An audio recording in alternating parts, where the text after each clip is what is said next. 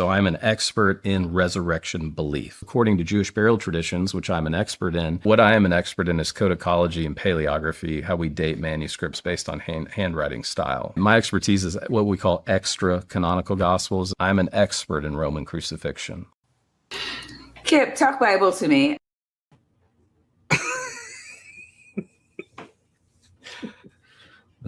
Kip, you're still muted.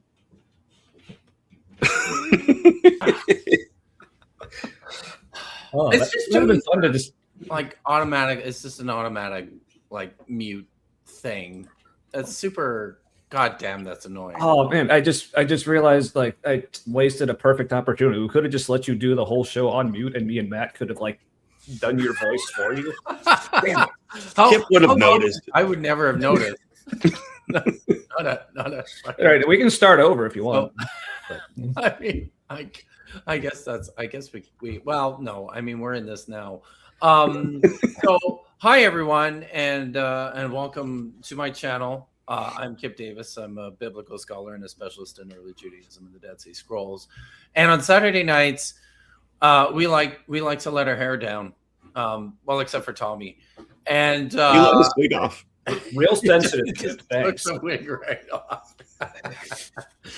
So yeah, this is the silly show on my channel. If you're new here, we're just gonna do silly things and look at silly videos, and we're probably gonna drink quite a bit. Oh. And look, you know, Tommy's ready. Matt's already. What are you drinking, Matt? It's an old fashioned, but nice with maple syrup for the sugar, but it's like cinnamon stick infused maple syrup. And for the bitters, I used blood orange bitters.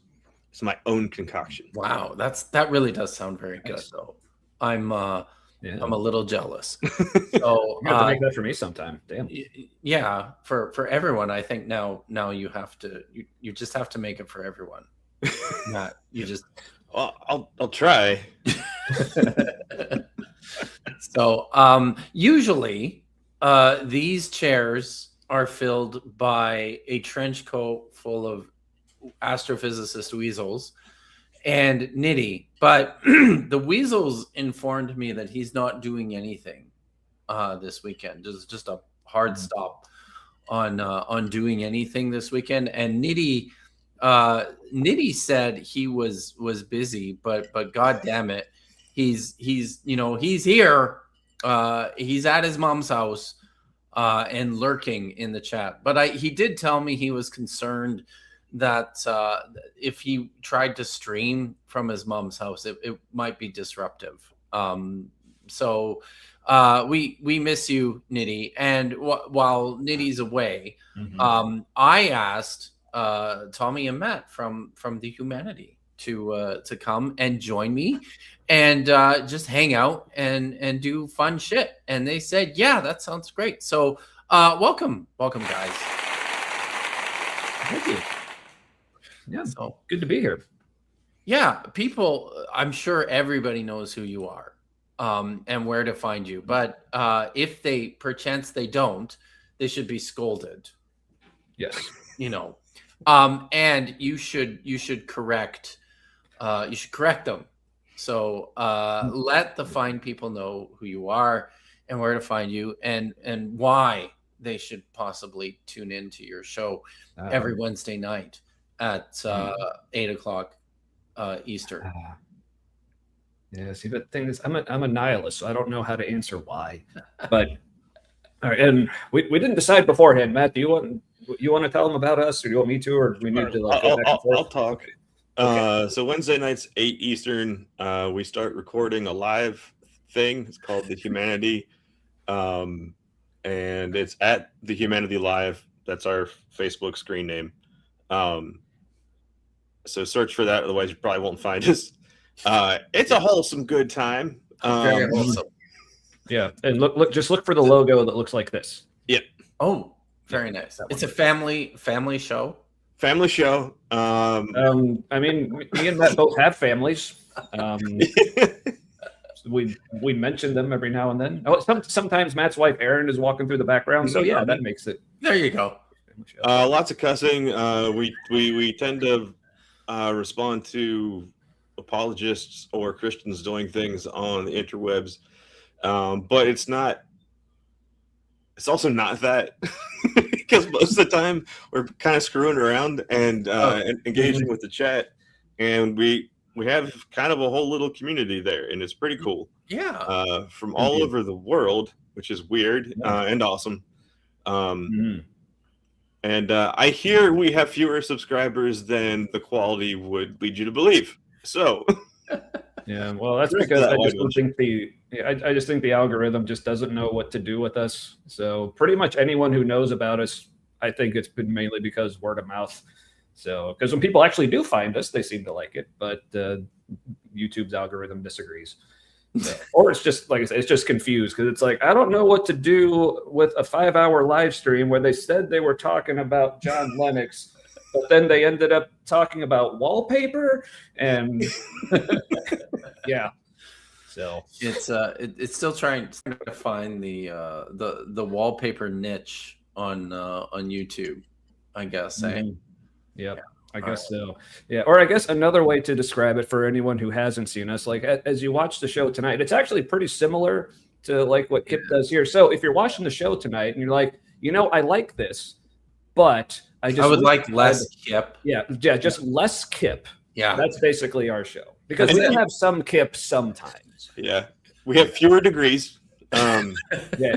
But hey, we have fewer, but we still have just as many PhDs as Wes Huff. So, hey, I almost have 2 degrees, so well played. Nice. There's some. Let's say hi to some of the good people. Ooh, yes. Here, Miranda Rensberger is here. Points out that I'm being invaded by the humanity. Just remember, it's fair play if Tommy happens to fall asleep in the middle of Kip's stream. Yes, that is fair. Totally and then claim I'm just killing a bug. Yeah. So, it's the computer is lagging. That's unfortunate. Yeah, your audio seems and fine. now the screen just went totally. Everything just went blank. But you can hear me, right? Yeah. Oh, it's back. Okay. Okay. Amberlyn, Mother of Dragons, is here, as is Budding Hebraeus Noise Ending. We're on hiatus from our Hebrew class, but we'll be back in the fall. Tree Clam Tad has generously given $5 to say Kip is late. No Niddy, no Weasels. If no biblically accurate angel AI slop, we riot. Wow, the pressure is high. Another budding Hebraic ward or G Ward is here. Yes. Maya, lighting of the goats. Yes. Maya is lurking and watching. Kelly Scherer is here. See, this is Niddy said he wasn't. He couldn't be on screen, but he's here in spirit. I think this is what it means, right? When you're here in spirit, it just means you're in side chat. I think, right? Is that I can feel it. Yeah, we can all feel We can right feel here. Niddy inside of us. Yeah, right here, right in my sternum. Yeah, Matt's not sure. So, good to see the real Melly and Arrow Dodger. Can you beat the Bible without words that contain J? I don't know what this be. Oh, the thumbnail. Yes, the thumbnail is false advertising, and guys should go absolutely watch this show on the Humanities stream because they have a very, very cool thumbnail. Yeah. That, much more accurate. Much more accurate. I ran out of time because I was very busy today. I've had quite a day. So That's all right. It's all right. It's okay. But the thumbnail is great. Sapphire Plushy Sorceress Light is here. Cuneiform guy is here. That's what Darius Yapgal is cuneiform guy. Because in the old days when you used to be able to, pick your own custom YouTube handle, he did his all in cuneiform symbols. But those days are gone, apparently forever. So look, Titan is up past his bedtime. which is good to see. And who else? Scrolling down. It looks like Aunt Jer is here. John Gooderham is here. Mr. Spot 666. I'm seeming to be living in a loop. I wonder if he posted that during the intro. It's possible. Tree Climb Tad with another $2 says, "How will we learn about magnets now?" And you won't like, you can't tune in tomorrow to Bad Science Sunday to watch you. I mean, you should absolutely tune into Bad Science Sunday tomorrow. Sorry, Maya. Sorry. But tune into Bad Science Sunday tomorrow. But you can't learn about magnets there either, because the goddamn Weasels are just so unreliable. It's ridiculous. They're not. They're once again not in attendance. Cud 19. Hello, Kip. Good to see you back. Thank you. I was away for a while. I was moving house. Alira, it's wonderful to see you here, and she is here to support Tommy and Matt. Notably, not me, and that is fine. Yeah. Also, but speaking of Alira and our awesome thumbnail, yes. the images of us in the thumbnail from Alira, specifically taken from a video for a song that she recently released for our show about Man Camp, which is like both hilarious and also like really deeply one of the coolest things I have ever seen. So is it? Does it give you any PTSD? The song? No, because it's well, damn, it might now that you mention it. It's very accurate, but it's also an exaggeration. But like it hits all of the right things, and the things that you think are exaggerations, some of them aren't. And so it was actually pretty therapeutic to see like sort of inner trauma from that whole deal. Sort of God damn it! What's the I've been out of the Christian scene too long. Not resurrection, whatever the fuck. Redemption. Yeah. Norbit. There you go. Yeah, and all the scenes depicted in the video of things happening at Man Camp, either that kind of thing did actually happen at Man Camp, or if it didn't, the people there probably wish it did. That's amazing. Hey, Tommy, did you do your nails for the show? So I mean, you can believe that if you want. They look phenomenal. I'm well, that's because it's a little low res. You get a little closer, it's not so. This is like the first time I've done this in probably over 20 years, so it's a little sloppy, but I like it. Yeah, I did it a few days ago. It was right before our show. Oh, okay. Yes, for more, but most importantly, I just did it for me. Yeah. You know what would be scarier is if you didn't try to do a good job. It was just like all the So it looks like his nails are bleeding. It's better than what I did to my fingers. This is true. Because like I totally scratched that one really badly on the bumper of a Toyota Tacoma, and that one I took like a whole chunk of my knuckle off. Those are bad. Yeah. On a piece of broken glass. So yeah, that's how I did it on mine, but it was picture framing glass. That's right off. Mine too. It was it was a broken picture frame. Yeah. So see what I did when I was painting my nails, I just used a brush.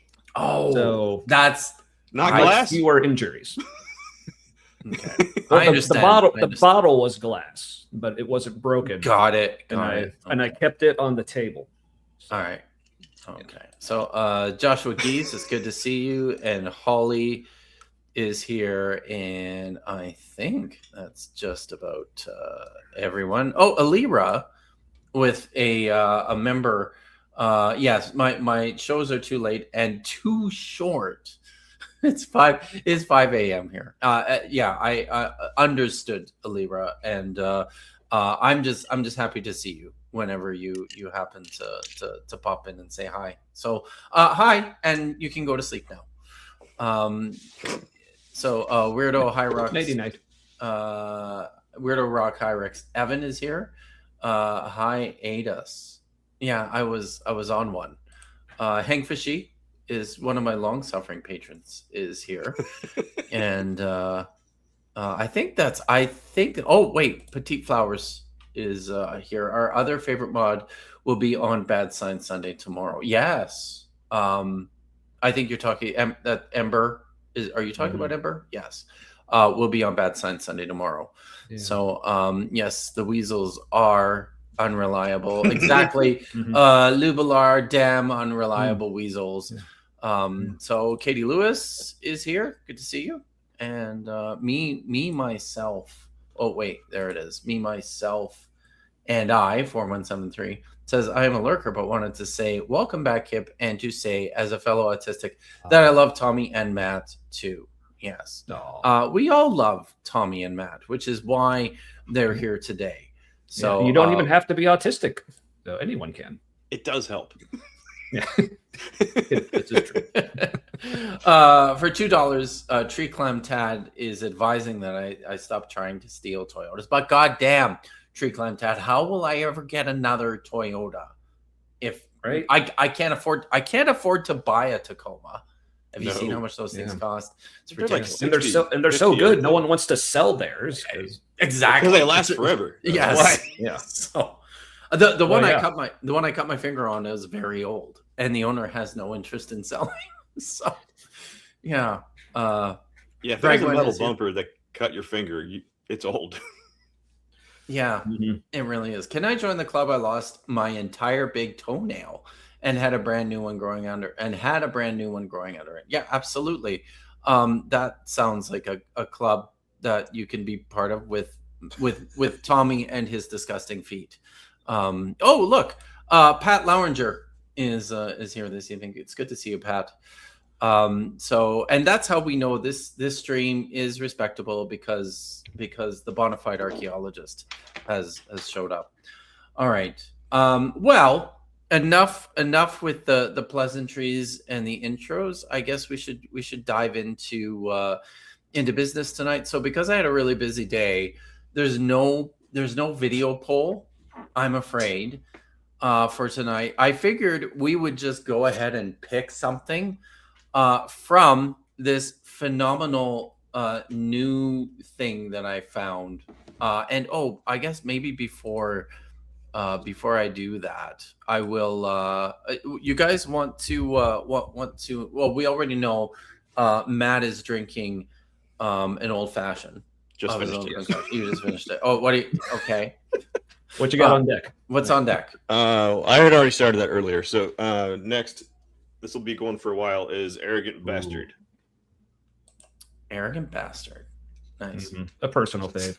Yep. The slogan is "You are not worthy." I want one of those. Do you think I can find one at my Total Wine here in my undisclosed location? You should be able to. Okay. Yeah. I'm gonna turn it's a California-based brewery, and we can get it out here in Ohio. Yeah. And this is one of their real popular ones. Well, I will certainly keep my eyes open for that next time. Tommy, do you want to tell us what you're drinking? And while you do that, I'm going to turn a light on in here because it's starting to get dark. Yeah, sure. Oh, yes. Yeah, coming live from the void.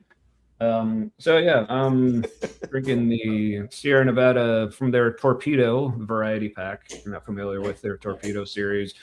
It's basically Sierra Nevada was like, okay, we've basically figured out every way we can put hops into an IPA or any beer, but we're not satisfied. So they just invented their own special device for putting hops into beer in a special way called the Hop Torpedo. So they released like a whole line of beers centered around that. So this is the Dual Torpedo, which is a double IPA, or as I guess they would say in Norway, a DIPA.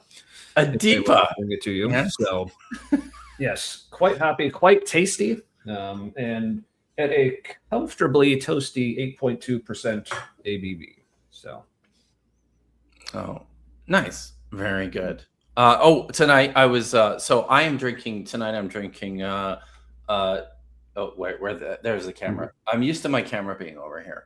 Tonight I'm drinking Trooper beer, which is the official beer of Iron Maiden, And I picked this up because I was at Total Wine, and we don't have Total Wine in Canada because over in my home and native land, you have to go to the liquor store, or at least in my home and native province of British Columbia, you have to go to an approved liquor outlet. You can't just buy alcohol at the grocery store or the gas station. So what is Total Wine? Is that not a liquor store? It is down here, I think. Yeah, but we don't have anything on that scale. Oh, I Right. got Like you. it's just a gigantic. It's just a gigantic building filled with booze. Mhm. Yeah, see, you should come out to the Cincinnati area, and we can take you to the Party Source. I Where would love it's just- to. Yeah, Come just to Party just Source. picture like a Walmart that's like mostly booze. Like it has a small section for like chips and like party supplies, but it's mostly just booze. Yeah, there's like a 100-foot and- bourbon aisle. Yeah. It's pretty big. That's Because basically, if you're in a Walmart, think of like the lawn and garden center, like that they just kind of have tucked in the corner. Like that's the non-booze section. And everything else, it's glorious. wow. That does sound. I mean, I'm still just recovering from my visits to Total Wine. But while I was there, I thought for sure I would be able to find one of my favorite beers, which is McEwen's Scotch Ale, which I have not had for, I think, almost 2 years now, because the liquor stores in my hometown stopped carrying it, possibly because I'm the only person who buys it. That might be it. So it wasn't worth their while anymore. So I was excited. I was like, well, surely if I will be able to find it anywhere, I should be able to find it here. And wouldn't you know it, the guy at Total Wine told me they stopped carrying it in 2022. So yeah, I was like, oh well, I guess I can. I'll get Trooper beer, Iron Maiden, the official beer of Iron Maiden, which is what kind of beer is that? It is. Shall I read it? It's it says Cheshire, England. It's a 4.7 ABV. Launched in, well, here, I'll read the whole thing. It says Onward Road the 600. Launched in 2013 and now celebrating its second decade. Trooper is an award-winning premium British beer that has sold more than 38 million pints over 68 countries worldwide. It has spawned a multitude of other beers, from an imperial stout to a non-alcoholic lager. Iron Maiden vocalist Bruce Dickinson worked with Robinsons to develop a beer which has true depth of character, malt flavors, and citric notes from a unique blend of Bobek, Goldings, and Cascade hops. Dominate this deep golden ale with a subtle hint of lemon. It's tasty. It's a little citrusy, which is nice. I don't mind. That sounds interesting. A British ale with Cascade hops, because Cascades are a very West like Coast archetypical American. It's hop. true. So yeah, that's probably where you're getting the citrusiness from. Yeah, it's got a nice deep kind of an amber color to it there. Yeah, So, and a good head on it too. yeah, I'm trying. So. So let me pull this up. What? While I finish for it. Oh yes. Yes. And now we're on me here. So here we are. So I decided tonight, because we won't have a poll, that we'll just select a crazy video to watch, maybe the craziest one we can find on this site, which I just discovered before I went on my hiatus. I believe on the last episode of Budget Scripture Saturday, I found this site aptly called The Bible. I don't know if you guys knew this. What's it about? Ooh, look at that. You may have heard this, but I fucking love the Bible. I've heard tell. Yes. So it's there are 191,000 subscribers to the Bible. I have not subscribed to the Bible, even though I fucking love it. I just can't bring myself to do it. So Subscriptions speak louder than words, Kip. it's true. Gord brings up a good question. Which Bible is it? The Bible. The best one. I need to give a shout out to my good friend Joel Carrietco. Joel Carrietco. Thanks for popping in, buddy. I have no idea what you are currently talking about, and I will leave in 10 seconds, but shut the hell up, Kim. So I love you too, Joel. I hope you're doing well, and I miss you. So so which Bible is a good question, and we shall maybe we'll discover some of that. But some of these videos in the Bible are quite interesting. Yeah. Shall I start scrolling? Start scrolling. So I think the last time we watched after King Solomon died, 7 terrifying things happened.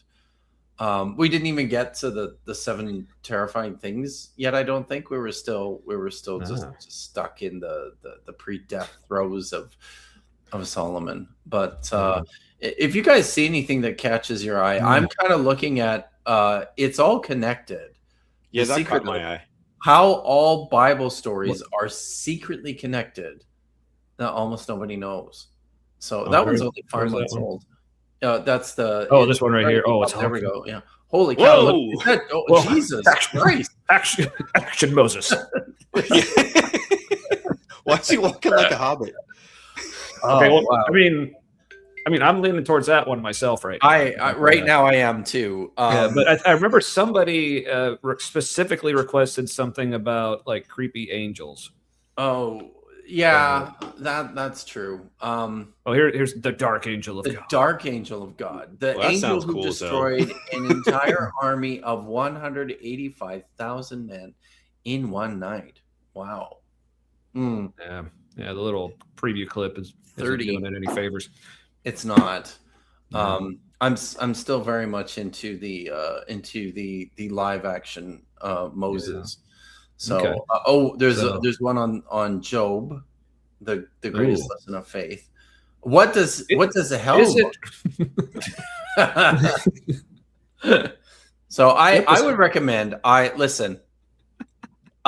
wrote not an entire chapter but a good portion. The fallen angels. That looks wait, go roll back over that one. The fallen angels. That guy looks like look at that guy. He's like yeah, that's cool. I think I have that sword in Elden Ring actually. Awesome. Very good. Yeah. So there's the Book of Enoch and the Forbidden Knowledge. That looks that actually looks pretty badass. Not gonna lie. Right. So, I would watch a sci-fi sort of fantasy series about the Book of Enoch. That would be incredible. Yes. See, this is exactly what I was thinking. Is that Sauron? Thank you. I couldn't put my tongue on it. Ooh. Not that one. On the Fallen Angels one. There. Is that Sauron? I mean, kind of. Wings. Yeah. It's AI ripping off of that idea. Yeah, I'm sure that's part of the what was fed to it. Probably, undoubtedly. All right. Yeah, I don't know. What do you guys? Oh, look, there's a. I just noticed that there's a video that's labeled urgent, entitled "Israel versus Iran." Ooh. The Bible saw this war coming. The conflict that was written before it began. 200. Go ahead. I'm just loving how that one's labeled urgent, but I love how only some of the other ones are labeled explained. So what does that mean? The rest of them are saying, you'll watch this, you'll still have no fucking idea what's going on. Entertaining confusion. Yes. Oh, that's actually kind of like this show. Entertaining confusion. On brand. Nice. On brand. Yeah. Oh, King Og, the most feared giant in the Bible, because there was more than one. Oh, yes. Why don't I know about this guy? Why don't you know about this guy? I remember Gog and Magog. No, right, Og Yeah. was Og was the king of the Ammonites, who Moses, before entering the Promised Land, he lived in the Transjordan, and he was Moses dispatched the Israelites to go and slaughter him and all of his people, which they did. So yeah, but Well, he if only go ahead. No, I was going to say it's said that he was so huge that his bed was like basically an iron monument that he slept in. So that's not comfortable. Yeah, I was Yeah. I was just going to say, man, if only I had heard of Og before I named my son. That's all right. He's got a pretty cool name anyway. So. He'd be totally into that, by the way. Oh, if I just started calling him that, yeah, he'd probably just roll with it. Awesome. All right. So, are we figuring out? Are we deciding like let's- discussion, or are we well, I letting don't know. like the chat give input? Or I don't know. Chat. Does chat have any thoughts on this? I haven't seen much. I'm Jillian is captivated by the secret power of salt.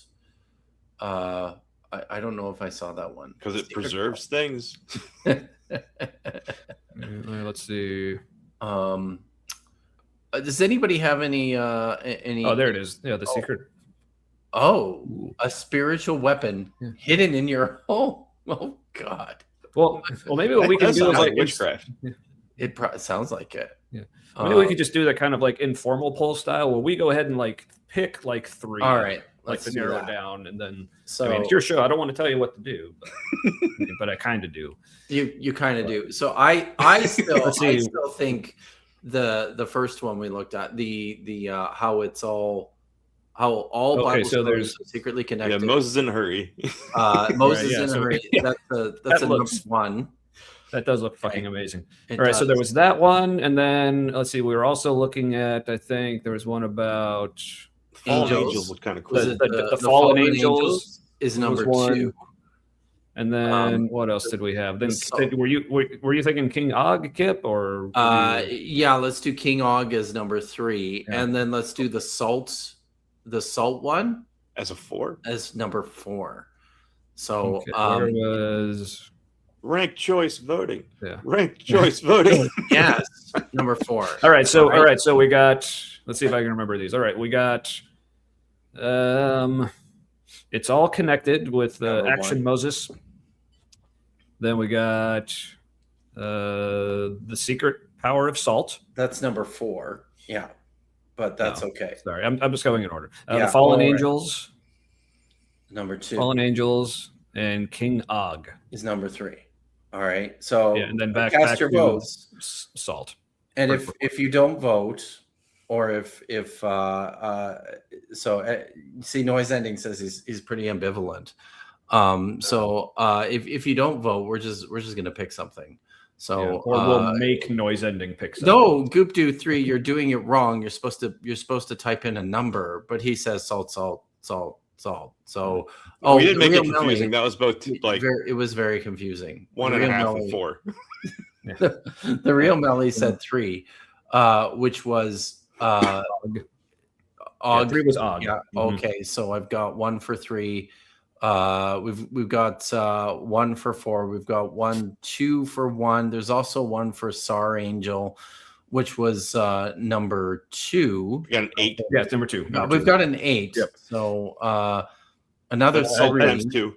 Oh, 8. 8, I think, was the 144,000. I don't know if we're going to get to. Probably not.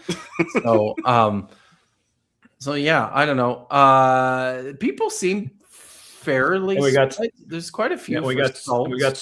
spooky bed hair just being an ass. But hi, Spooky. Hi, Spooky. I saw a lot of salt and 4, which is the same. Yeah, maybe we should just Yeah. go with. So it sounds like we're I'm getting lost. And it's not helping if people are voting more than once. There we go. the secret power of salt. But All I don't. right, I I guess- won't notice, and I won't care if you vote more than once. But It is. I think we've decided it is the secret power of salt, All right. a spiritual weapon hidden in your home, It has 53,000 views from a year ago. Wow. So it's they've got a whole range There's some scared of Christians. viewership. Yeah, because they got less. They got ones with only 26. They got 362. This one has 1.2 million. But why are they so scared? So- Like they're literally in charge here now. Like more than ever. And they're like, don't forget about the salt. I'm scared. So it's good to see you, Bree. Oh, hey, Bree. Spiritual weapon against slugs and snails. Evil slugs. yeah. And stuff. And I would tend to agree, G-Ward. All demons are slugs. The Christian witchcraft, spiritual weapon against bland pretzels. Yes. It's very true. Which is because I actually had Did had some pretzels shortly before the show, and I'm glad they had this the demon fighting salt on them. So. Before we start the video, and you probably can bring it up, but I have a couple of super chats from yes. Tree Tad. For $2 said Stone Brewing rules, which is great. That was the Arrogant Bastard beer. Oh, okay, that's that one. Arrogant Bastard from Stone Brewing. Got it. He sent us another $2 to say, "Hey Siri, how does fighting Iran generally turn out?" Right? It's been around forever, guys. so. Guys, this time it's going to be different. Okay, it's going to be totally different this time.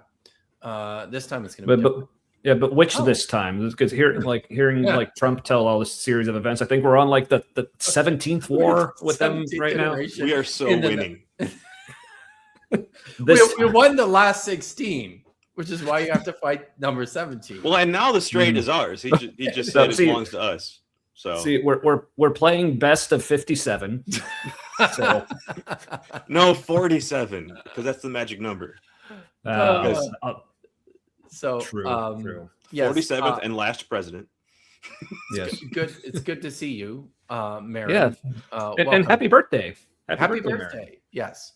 Yes, I've been muting my burps in anticipation of your arrival. Oh, good. Okay. You are welcome. I got another $2 from Modern Atheism, who says, "Hello, Dr. Davis. Would love to have you on the show." Yes. Have we talked before? You can always reach out to my academia.edu page, and I check it usually once a week. My messages over there. I haven't, admittedly, for like a month because I've been moving, which is the worst thing ever. Yes. So try and reach out there, and I'll be sure to get back to you. Thank you, Tommy. Tree Climb Tad for another $2 says all your straights are belong to us. Yes, they do.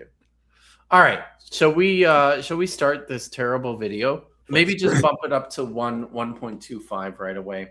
1.25. Alrighty. Let's see. Where? Oh, there it is. Yeah, they'll probably pad it for Perfect. 5. I'm All right. probably. Okay, we're learning about salt, everyone, because apparently it's got biblically All right. powerful properties. Yes. And I think it might go a little something like this. Salt in the Bible was never just a seasoning. It was sacred, symbolic, even dangerous. Today, we sprinkle it on fries. Okay. But in ancient times, salt was so valuable, it built empires, sealed covenants, and even determined life or death. And when God... See, now I feel bad for sprinkling on my fries. You're telling me I can build an empire with this shit? God damn it. Indeed. Do you guys want to hear my my table salt Dead Sea Scrolls story? Okay. Ooh, I So- probably do.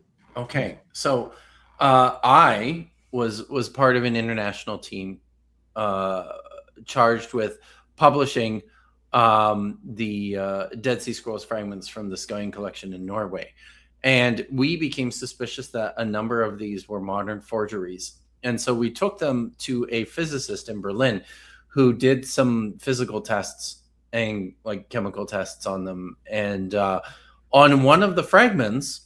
It was determined that there were crystals of table salt all over the fragment, which would be unusual because table salt is a manufactured product. It's produced, It was invented in like the 15th or the 16th century. So like what on earth is table salt doing on this fragment of papyrus purported to be from the 1st century BCE? And even more suspiciously, under the microscope, you could see that the ink applied to the fragment in some places actually went right over top of the particles of table salt. So this was one of these dead giveaways that, you know what, this is probably a fake. Yeah. Never pre-salt your parchments. No, don't It's do always got to that. come later. What, and were they just like at a subway, like forging these documents? Where are they where there's loose salt everywhere? There were, right, like, and this was part of the question because like under a microscope, some of the Dead Sea Scrolls fragments have like accumulations of salt crystals on them, like from being in the naturally arid, very salty Dead Sea environment. Yeah, but it's like desert salt. Exactly, but we wondered, like, was it just that somebody was eating lunch and, you know, while they're forging manuscript fragments, or was it that they were intentionally trying to go, we're gonna get one over on the the specialists in case they test this, they'll see that there's salt on it, that, you know, showing that it came from the Dead Sea region, the very salty Dead Sea. Yeah. I don't know. See, now I'm envisioning someone like trying to do these forgeries, but they're like racking their brains, like, how can I like make this more authentic looking or whatever? And they're just happen to be eating and they like spill salt on it. They're like, son of a bitch, I've done it. Exactly. Oh, awesome. Also, I was just wondering, like, so when you asked us if you wanted us to tell that story, what would you have done if we said no? I would have told it anyways. So that's what I figured. Yeah. So that's why I didn't bother. You should. Okay. Yes, you answered correctly. But just like God, he gave us the opportunity to go willingly. Oh, so he didn't. I am very much like God in this scenario. Just in this scenario. Yes. Okay. Just yes, in and this. Yes, this story time, I guess, much like hell, was locked from the inside. Yeah. All the story times on this channel are not volitional. You're part of this, whether you like it or not. Yes. Modern Atheism for another €5 said, I did, and I sent you an email also. I'm one. Oh, okay. I will check my emails tomorrow and I will respond one. And we will, now that I've got some time. Last month was just a nightmare. So now that my schedule is clearing up, we'll set something up. All right.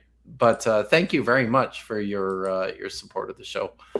All right. Shall we press the goddamn play button? Yay. We shall. Chose an element to represent his eternal promises. He didn't pick gold. He picked salt. So here's the question nobody's asking. Why? Wait a minute. Why would God? Did he just pick salt? No, gold was on a bunch of other shit. Yeah, right. Yeah. Like the streets of gold. There's I remember there being like streams of like living water is a big thing. Another one, yes. Well, maybe the water had salt in it, like it was salt water. It's streams of living salt. No, I don't think living water was ever salty water. Yeah, fountain of living. So the salt is alive. It's just not alive with flavor, is what you're telling me. This feels pretty selective to me on the part of the right creators here. So yeah, right. It reminds me of you've seen that horrible movie Zeitgeist. Oh, not all the way through, but I've seen. Yeah, I remember like a lot of it. There was a part where it said, because it was using astrological signs very heavily, and I guess like whenever Jesus was supposed to have been alive was like during like the age of like Pisces or whatever. It's like, because what's the animal most associated with Jesus? The fish, because he's talking about like the Jesus fish, and the parable, like, you know, there was like the fisherman and like Jesus like eating fish on the shore. It's like, and I don't know if the loaves and the fishes from the feeding of the 5,000. Yeah, but I don't know if I had to guess like what animal was most associated with Jesus, like on an identity level, I would have gone with lamb. Or like literally called like the Lamb of God. Yes. Yeah. Also, donkey, depending where you are in the Catholic calendar. Yeah, that's true. Because of the riding of the donkeys. Is that Yeah, there's a whole Palm Sunday the two deal, donkeys. and the two donkeys? Yes, Mhm. but that's only in Matthew's gospel that he rode the two. did he like Yeah. ride them like they were skis? Like what? Well, this is the question, right? Was he? In one of the videos I've seen, there was like one donkey on top of another donkey with Jesus on top of the two donkeys together. So, Oh, I just had a thought. Maybe they just like skinned one donkey and laid that across. Think of like a bear skin like rug or something. Only it was a donkey skin rug, and they put that on the other donkey. Yeah, because it doesn't say two whole So- donkeys. Right. So Generally, two donkeys. generally two donkeys. it's vaguely two. It's two donkeys esque. Or How something. messed up is that to make one donkey wear the skin of another? That's pretty. That's fucked up. pretty fucked up. Mhm. That really Yeah, is. that. So Yeah. yeah, It's unless the donkey was just really into Silence of the Lambs, and he's like, oh yeah. something that I entertained for a brief period was, well, maybe because of the preposition that the writer of Matthew used to say Jesus was on the donkeys is also, very commonly can be used for over top of. And a part of me wondered, well, maybe because, Jesus is like a magic God figure, the donkeys were walking and he was just levitating above the donkeys as they entered the city. I mean, it's not the craziest part of the Gospel of Matthew. No, Right? I think they would have mentioned that. Well, they might have, depending on your understanding. I got you. Because Right. Or I'm thinking maybe like the other gospel writers may have mentioned that as well. Like- would actually. Yeah, Much John- like, do you think they would have like mentioned like the zombie invasion that happened at the crucifixion? But, They all missed that. So yeah. But if it was really that fantastic in the early synoptic ones, then by the time it got to John, like Jesus would be in like a donkey mech suit or something. So it couldn't have been that fantastical. true. That's true. Good. Yeah, see, and now I'm just imagining the other gospel writers after they finish theirs, and like other people reading it, and they're like, "Where is the zombie invasion sword?" It's like, "Oh fuck, I knew I forgot something." Like all three of them. Like It's like I gotta write a book of Revelation. that'll make up for it. Yes. Hangfishy says maybe they actually salted the donkeys. Very, very nice. He was very over nice, them. Hangfishy. Oh, ouch. All right. Well, with that, maybe we should press the play button. Yeah. But real quick, so we're at 1.25, and I think it still seems pretty normal. If you want to bump it up to one, Bump it up to 1.5. Sure, let's do that. Yeah, That sounds all because right. where it is right now, like if you had told me it was 1.25, You wouldn't have even been able to tell. Yeah. So Sure. so I imagine this guy on regular speed must sound just stoned as fuck. All right. Tie something so holy, so powerful, to something so ordinary, because in God's hands, the ordinary becomes a weapon, a purifier, a preserver. All right, so I was about to think he was going to see like the usual line in God's hands, the ordinary becomes extraordinary, like becomes like super important. I mean, like usually like it becomes a weapon. It's like, all right, taking this a different direction. I dig it. Of Why is truth in a Grandma in a world cave? rotting with lies. What if I What's that? Why is Grandma in a cave? It looks like she's wearing a She is sweater. she's in a cave, isn't she? And now we've Uh-oh. sorry we've Is that made supposed my to be- computer angry, but Oh, like old testy times, where I she's in a guess. cave but with a mason jar. Like, did you see that? the laptop fan does nothing. God damn. Sorry about this. Yeah, It's sorry all everyone. Like I do have the YouTube Premium, but I also have a really shitty computer. So Oh, my bad. well, that wasn't West part of Side the Internet. deal. Well, you didn't ask him. That's fair. I You didn't. you sounded desperate. So That's all right, well just how here. I Sorry, I sound. went back a little too. ordinary becomes a weapon, All right. a purifier, a preserver of truth in a world. Oh, It's not dear. a purifier. Wow. Yeah. The Bible. Love God. Hit subscribe and join us. So Because God loves AI slop, I guess is that the, link bar is from the lesson 90s. here. I think so. Right. Oh Mhm. no. All right, now it's thinking really hard. It really is. Wow. Well, you broke it with the salt. It's too No. powerful. It might be. This is true. Let's see. Um, I may. I guess I may. Usually doesn't do We'll this see how like that. this goes, but maybe Yeah. I'll have to do the play button pressing. Yeah. We'll see Yes, if maybe. yes, Squard. I subscribe to the loading circle. That's part of YouTube Premium. The loading circle's part of the package. Well, here, Yeah, give it Well, time, and rotting that won't with be life. satire There we anymore. yeah. See, look, mason Yeah. jar. It's Oh, it's got like the threading on it for a Yeah. lid. Yeah, that's the hell. And Also, she's wearing a so- sweater. Yeah, but And she's white as hell. What is she doing in the Middle East? Sorry. Yeah, and noise. No, that's a good point. That's a good point. You bring that up. But noise ending may appreciate this. But like old lady in a cave like this, I'm getting very strong opening of Dark Souls 2 vibes from this. I don't if get anyone that. knows what I'm talking about. But only she's not wearing red. That's the only.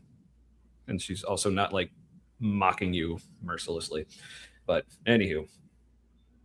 All right. Well, I think the YouTube is it cooperating now? collected All right. itself. Yeah, I think Good. collected Do itself. for Let's us. continue. What if I told you that this forgotten element holds the power to break curses, heal nations, and preserve your spiritual life?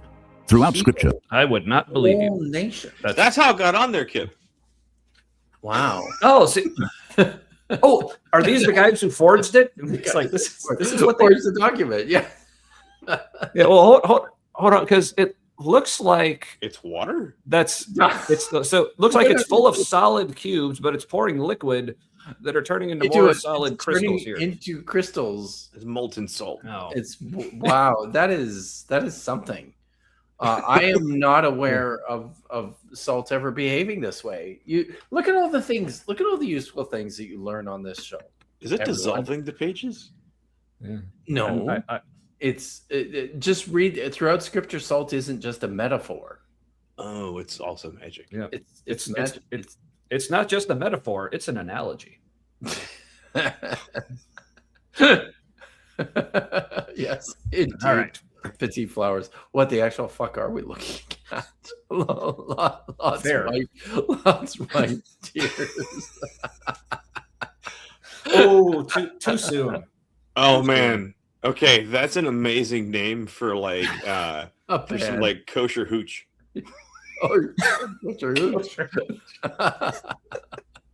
Yeah, or I'm thinking of like some kind of like funeral doom band. Okay. Yeah. Noise that's their ending, hooch. who's learning Hebrew, has noticed that it's written in kind of not really Arabic. No. Jillian, that's definitely writing on that page. Yes. So That is some of the as AI does.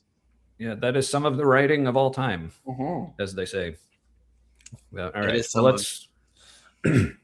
let's let's see if playing will help with the confusion. I doubt it, but hey. the boy Wait, can hold dream. on, real fast. I just realized something. Okay. AI has a hard time writing words, right? Yes. Okay. You know what else has a hard Goes time with mightily. words? Dreams. Like printed words and dreams are almost never clear. Like you can hardly ever read something in a dream. Interesting. Okay. I didn't. I was unaware of this, but that's really cool. So was that just you're just are you No, are it's you, just- are you I just drawing think a it's- connection or Yeah, like Are we all dreaming this? Is that what you're saying? no, like what if? I'd kind of wondered, like for a long time, like are the AI that we're building now? Are we sort of building like a clunky mechanical, a dream maker, like like a dream simulator, a digital collective subconscious? Wow, maybe okay. Yeah, because I mean, people do maybe sometimes, like just colloquially or mockingly, perhaps, do consider like what AI is doing as like hallucinating something. Yeah. So, I mean, that could be a thing. But the good news is, by the time we figure I it guess. out, it'll already have affected everything. All right. So fear not. That's what the salt's for. Yes, true. Yes. Okay. Liquid but Oh. solid salt. Yeah. So we're fighting the AI writing demons with the salt here, I guess. That's it. Yeah. So, all right. Let's keep Arabic it because it's pseudo Arabic, so it's got yes. the purification, right? Right. Doing All right. something. The salt isn't just a metaphor, it's a divine signal. It shows up in worship, warfare, judgment, and even in Jesus' words. Salt could purify sacrifice. Yeah. See, this definitely has like the threading on it for a lid. It really does for a mason jar lid. The Yankee Candle commercial. So you see, the Masons were even making their jars way back then. So Illuminati confirmed, I think. This is definitely husband Jesus. You know how there's like different like white Jesuses depending on your audience. There's like boyfriend Jesus. Like this is husband Jesus. Husband Jesus. Yeah, and because he's holding the mason jar, this is husband like totally being affirming of his wife's Pinterest addiction, Jesus. Yes, exactly. So, which good for him, being supportive. That's good. Yeah. Before you press play, I've got another super chat here from Eric at Skeptics and Scoundrels. It's good to see you, Eric. I'm sorry I was slow to getting to this. He said sometimes you got to forge an historical document while cooking dinner for the kids. I mean, this is one of the things, right? That we wondered if this was something that maybe this is what happened. Who's to say why the fragment of First Enoch was covered in salt, in table salt? It is a mystery. Right. I mean, it makes about as much sense as anything else, I suppose. True. But it could also crystallize disobedience. It was poured on altars and also on cities under curse. It can crystallize disobedience. Why would you want it to crystallize disobedience? That sounds like a design flaw. It was poured on altars and also on cities under curse. I guess maybe that's crystallizing. Oh, so you crystallize the disobedience so it's in one place and you know where it is and like you can just like stay away from it. Honestly, I don't know, and I don't know if the salt is doing anything in that particular situation with the disobedience. I think that there might be something else happening there. But what do I know? I'm a biblical scholar. Yeah, that's all right. At least you're good at math. How is the salt curving like that? What's that? Oh, yeah, that is. It's like it's it's shooting gently out of his a lot of it. Oh, see, you see, what the salt has crystallized is a disobedience to the laws of physics. There it is. So you have a reverse tornado. That's what we're looking at. Right? So, naughty salt. Bad. Obey physics. But physics is hard. Shut up. It preserved what was sacred, but it exposed what was rotten. And later in this video, I'll show you a moment where salt didn't just preserve, it judged. The result? A woman was frozen in time, turned to stone. Salt is very judgy. Wait. Oh, I bet I'm going to make a prediction now that this video believes that the large salt pillar on the southern side of the Dead Sea, which is called Lot's wife. I bet that the makers of this video thinks that is probably actually Lot's wife. Isn't there more than one? Yeah, I was gonna say which one. I thought there was like saying like a natural formation in the region. I thought they are natural formation. There's one particular one; it's quite large. Okay. Yeah, so to me, she was a big woman. Sounded. People were bigger back then. Because to me, it sounds like one of those stories. And I forget what they're called, but they're all over like the Hebrew Bible and other ancient writings. Like a story of like it's probably someone saw these formations and it's like, oh, what's a story we can make to kind of explain these things? Like a kind of like folk mythology about it or whatever. It's freaking me out. Make it make sense. The term for that you're searching for is an etiology or an ideology. And yes, there is the Hebrew Bible, as many ancient myths is also replete with these ideological tales. Yeah. So It's I true. see. Okay, I see a Marin there in the chat. She's connecting some of the lore. Apparently, Lot's wife is the daughter of a Nephilim, Yeah, Oh, because the Nephilim couldn't have just been dudes. right? Mm. Yeah. Mm. But Yeah. but when it was talking about Gigantic. Salt, but when it was talking about Salt judging people, specifically Lot's wife, I just got in my head the idea of, man, if Lot's wife was still around today, she'd probably have a tattoo that said, "Only Salt can judge me." So that's in my head canon now. All You're right. welcome. Press play. And little with the boop on the nose and boop. A pillar of salt. If you've ever felt spiritually dry, if you've wondered why your prayers seem stale, or why your worship Ladies. Isn't that something in like Ember's little like horrible Yeah. people montage? Like if you're suffering from spiritual dryness, Yeah, I Cameron guess talked about spiritual dryness. yeah, I guess it's the salt. But stop Salt. salting yourself. What do you do with the salt for the spiritual dryness? I mean, you gotta drink What is- water too, man. You can't just. See, this is if you feel spiritually dry, that's salt. Right? Yeah. It's a little confusing. Oh yeah, I'll admit. because salt means opposite of dry, right? That's why I mean That's- that's why we all love It those was juicy, moisten you right up. Yeah, Yeah, we, if- why it everyone feels like loves Famously, You know how like with magnets, you take the same pole with the same pole, and they like repel each other. That's like what they're trying to do with metaphors here. so the metaphors just aren't happening. all lubricants are famously made from salt. Yeah, Yes. they're all And crystals. That's And that's also why everyone just loves those juicy potato chips, Yes. right? All right. All right, I think that's just grease. Anyway, all right, but all right. Well, this lady seems to think something important is happening here, so let's see. your worship feels empty, then this message is for you. Because maybe, just maybe, the missing ingredient is salt. The biblical meaning of salt runs See, maybe that's my problem. This is why I ended up deconverting and leaving the faith. Why it ended up just not feeling real. Because honestly, I never worshipped using salt, so I guess that's on me. So I'm picturing this video came out. Did we say it came out a year ago? Or no, it was within the last 5 months, I think. I can check if you it's want. been within the Let's last see few here. months.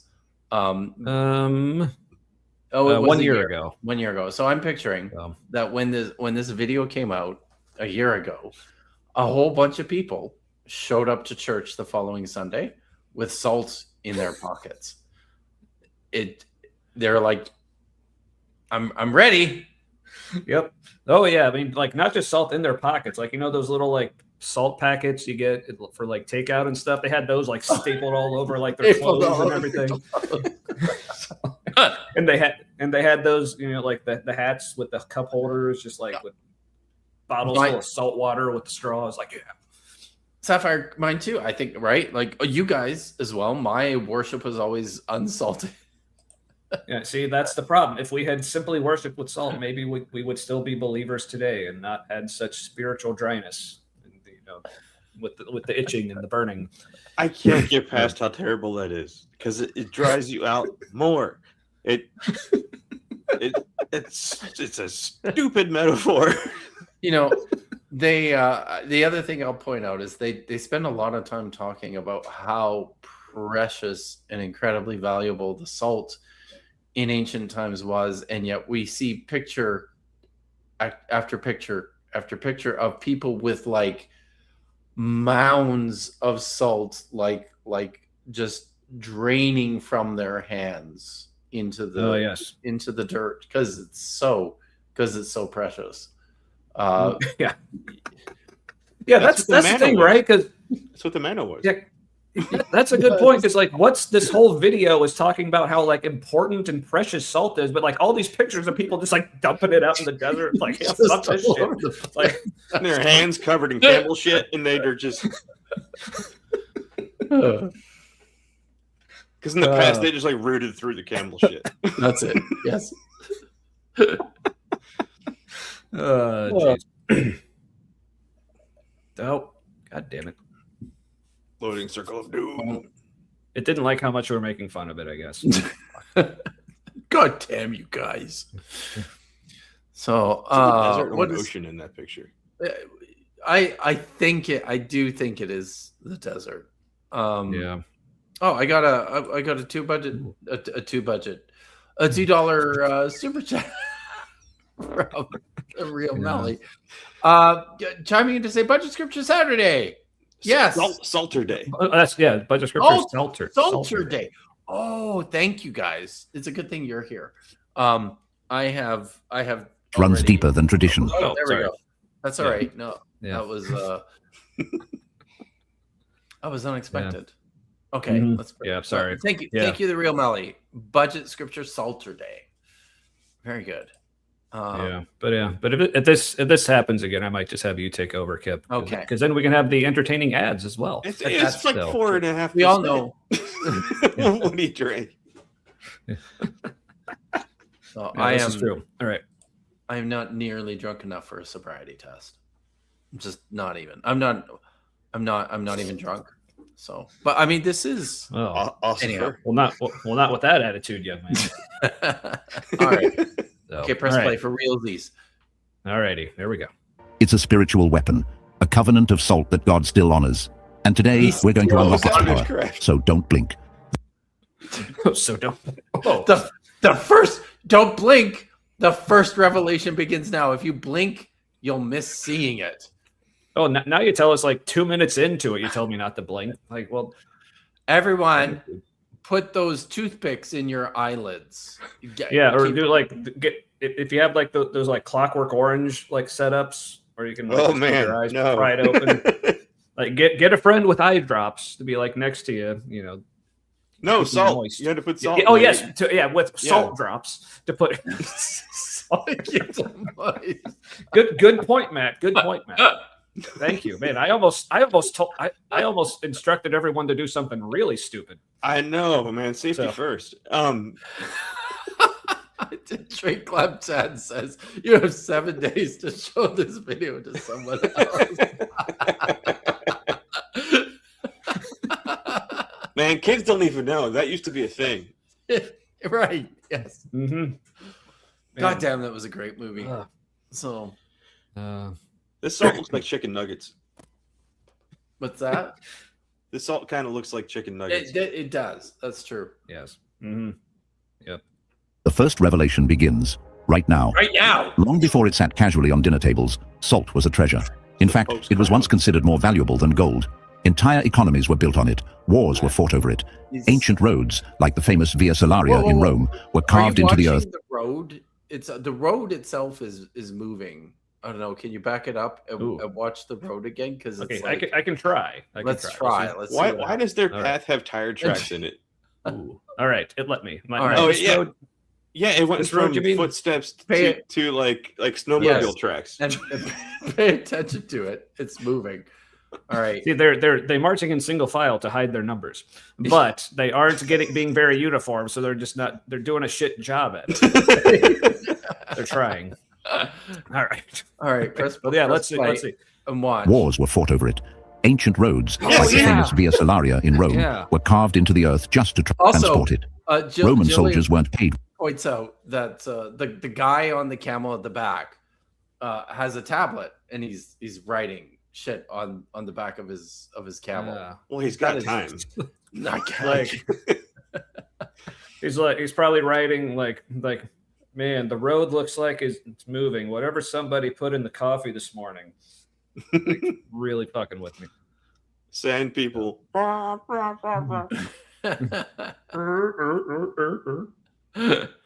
Was that Man. Oh no! Salt people.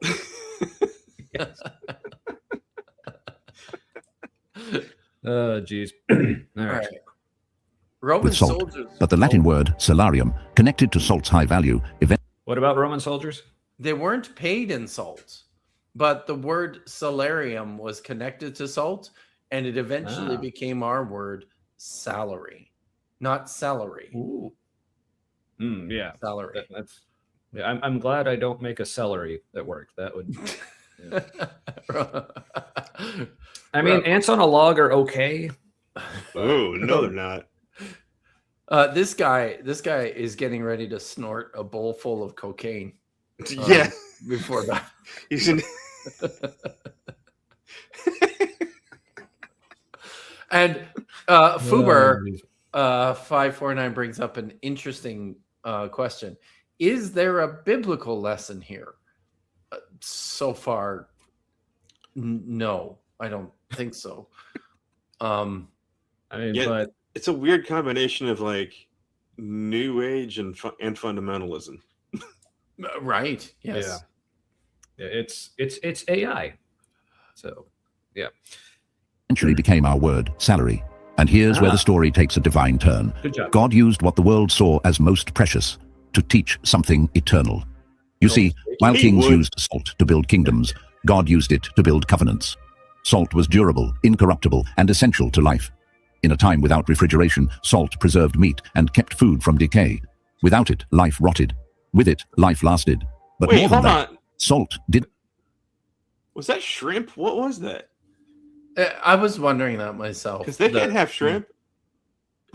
No, Yeah. but I mean they are talking about not just the Jewish people, but Oh, like okay. all over the ancient Mediterranean, and they ate a fuck ton of shrimp. Yeah. You know, But also, real quick, yeah, Aunt Jur, like, I don't know. I mean, I don't know if we're going to break up over it, but I did not know about Matt's feelings towards Ants on a Log. But wait, what? What is this? We'll talk after the show. I do not like ants on a log. You what? Why don't you like ants on a log? Okay, raisins great, Right? right? Peanut butter great if you can eat it. I can't. Inflammation issues for so, Oh, but I do like peanut butter. And then it's on this like stringy, stalky shit. Like Celery everything else is like crispy and fresh, yummy. fucking crunchy. threads running through it. That like you try to chew it all up, and you got this wad of threads in your mouth too, and it's like, oh great, I got this like grass hair in my mouth now too. I don't care for it. I don't know where Bragwin hails from, but apparently they have never heard of ants on a log. It's So- poor people food. It was Sunday school. It was vacation Bible school food is what it was. Right. That's where we had it. Yeah. Yeah, I had it at school in first grade, but I also went to a Christian school, so first grade was essentially like vacation Bible school. Essentially. But- Yeah. So we haven't described Yeah, what so- it is. So it's raisins Oh. on it's raisins on peanut butter, and this is all on top of celery in that little like half moon groove. Yeah. So in the celery. you spread the peanut butter in the groove, Yeah. Mhm. and then you put the raisins in the peanut butter. Yeah, it looks And all right. it's delicious. Nope. Yeah. Yeah, and I will admit, at first, like when I was in first grade eating it, I wasn't that big a fan. So what I would do is I would like make it, but then I would just like lick the peanut butter out of the middle of Yep. it, and then just like make Yep. more, and then just lick that out, and then just keep going. So, I mean, it was the 80s. Sanitary concerns True. were the Yeah. thing. Goopy says I would always make what I called ants on a rock, where I put peanut butter and chocolate chips on an apple slice. Ooh, That's an upgrade. That sounds Yeah. all right. yes. Sounds fantastic. Now, but I'm wondering, like, what are we looking at here? Because this looks like Is a it an pear or something. Egg? I thought it might be an It egg. has like, well, A salty but it's like coconut. broken open, but there's like more salt inside. But I guess like this looks like a stem, but it's like just growing out of the middle instead of like out the back of it. So It's kind of like an egg that's full of apple slices and raisins, and also and some salt. salt. Yeah, some salt. Before you continue, for $2, Tree Clam Tad says Kip is out here simping for St. Louis sushi rolls. Apparently, that's how they do sushi in St. Louis. Ah. I prefer my sushi the traditional way. I prefer my sushi not in my mouth. I don't like the raw fish. Oh God, sorry. I was talking on our way home tonight. We passed a sushi restaurant and I had a craving. So I think I'm gonna have to go maybe tomorrow or Monday. I think we're gonna have to go for sushi.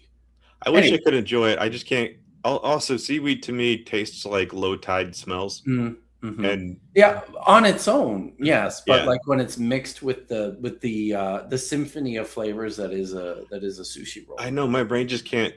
Yeah, It can't combine it into like one flavor combination. It separates it out into like low tide and whatever else it is. Oh, shoot. Tree Clam Tad. No, I didn't have I have to write this down because as soon as the stream ended, I was like, somebody said a thing, and now I don't remember what the thing was. And we had pho instead, which was great. I love pho. Yeah. So, katsu. Cat. Oh, Is this Japanese food? I don't know. I need a different pen though. Press play while I find another pen. All right. Didn't just preserve physical life, it became a symbol of preserving spiritual promises. God never does anything by accident. So when he chose salt to represent his faithfulness, he wasn't choosing a random spice. He was choosing the very thing that sustained life in a broken world. That's why you'll find salt. Why do we keep salting the manuscripts? I don't understand. Was that a metaphor of something they were saying earlier that I just forgot due to like all the ridiculousness or whatever? No, I feel like that's something that, I feel like that's like a deeper metaphor that the AI hasn't explained. Like I can see why it thinks that makes sense. But you don't need, okay. It's kind of true. You do need salt to stay alive. Like if you don't have enough salt in your system, Right. enough sodium, you kind of lose your mind. Happened to one of my grandparents. Ooh. They were on like a diuretic or something, and they weren't getting. Anyway, yeah, and they started to lose their mind a little bit.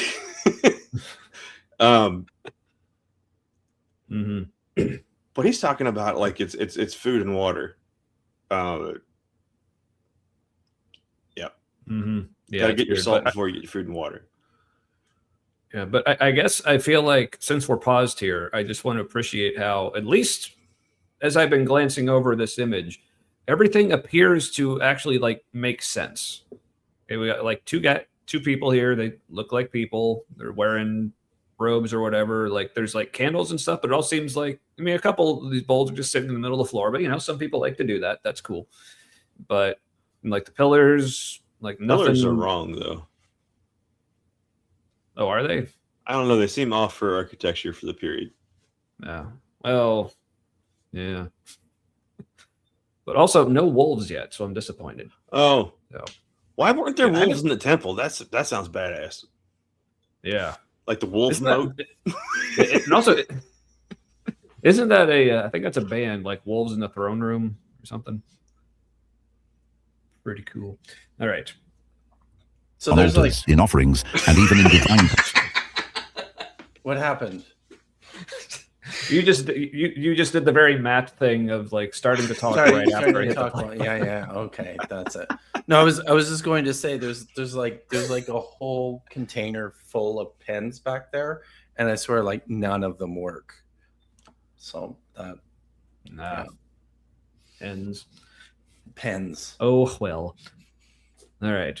Yeah, but speaking of wolves, like I remember that was like a big thing on this show for a while, but it's been a long time since there have been any AI wolves in any of these videos. It's true. It feels like we kind of went through a phase. Yeah. An Like, AI phase. It's like, damn it, are AI wolves endangered now too? Like, is nothing safe? Nothing is safe. Well, AI had a special interest for a minute and then moved on. Much relate. Yeah. Commands, not for taste, but for truth. Salt was sacred. It was more than an ingredient.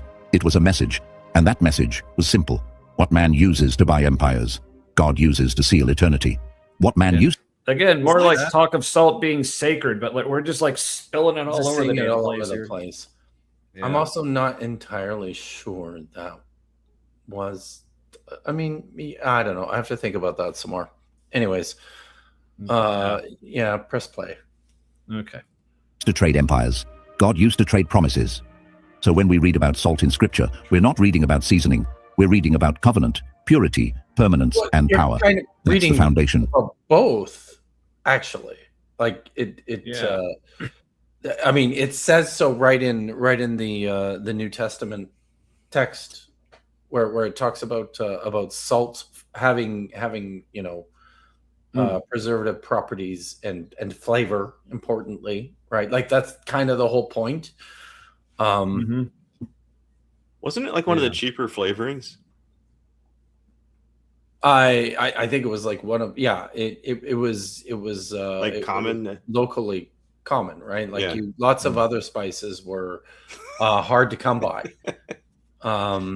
It's good to see you, BS. Especially Yeah, being near yes. the Dead Sea, where you like literally like put a bowl in there and let it evaporate. Right? Yeah. Mhm. Or you got the big pillars, just like chisel yourself off a chunk of Lot's wife and Tasty. Guys, What color is that? What color is that salt? where? Which salt? The pillars?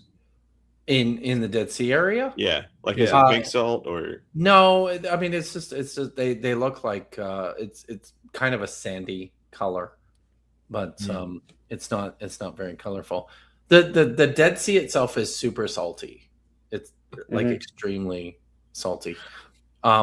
It's fun though to float in the Dead Sea. If you are a not buoyant person like myself, it was kind of cool. So nice. I recommend it. I just saw Marin had a joke in the chat there. It's like, joke from my daughter's partner. What do you call an autistic woman at her surprise birthday party? My first answer was Marin. But that's good too. Yes, that's correct. Yes. Awesome. Mhm. Like that's so correct. It's almost not funny. Like Yes. it's like If I had a really surprise close to party, looping all the way back around. Yeah, I'd like, oh, thank you. I need to run away now. Yeah, that's why the only surprise party I ever had was one that I threw for myself. So That's the way to do it. All right. Oh, those British. Anywho. Oh yeah, they're back to Jesus and his threaded mason jar. Like, where's the lid for this thing? Did he just lose it? Like, I mean, I can relate to that. I lose Clearly. lids to all my shit too. Yes. But you're Jesus, man. And also, Create a like, new one. I was about to count the fingers here, The fingerless. like on his hand, but I Looks like a mitten. I don't see separate fingers. I think it's just a chunk of hand. It's just Yeah. it's a head chunk. Yeah. Yeah. Is that, Like- how like is you he do. like? How is that jar like resting in his hands? Is it Well, you see, it's He's about to drop magic. Yeah. okay? Oh, yeah. This is just a picture of Jesus in the process of dropping his jar. He's about to say, it's like, oh, me. Yeah, Jesus Yeah. is blackout drunk and he's dropping his candle. Well, I mean, his blood apparently is just pure wine. So I'm pretty sure that's above the alcohol limit. Oh, I guess that's probably a thing that would work. I haven't even thought about that you could use like mason jar lids Especially like the ones As- where the center comes out. as egg as Ah. egg molds for your breakfast sandwiches. That is a great idea. Thank you for the life hack, Bragwin. Well, all right. Well, at least we learned something valuable here tonight. Thank you. Yes, at least we did. All right. Because if salt held this much weight in the hands of kings, imagine what it means in the hands of the King of Heaven. And that leads us to one of the most mysterious phrases in all of There Scripture. it is, guys. The covenant of salt. Why is it in water? The water. Because that's what you want to do With your with the- scrolls, you with gotta your put them in the with your water. documents. You put them in the water to preserve them.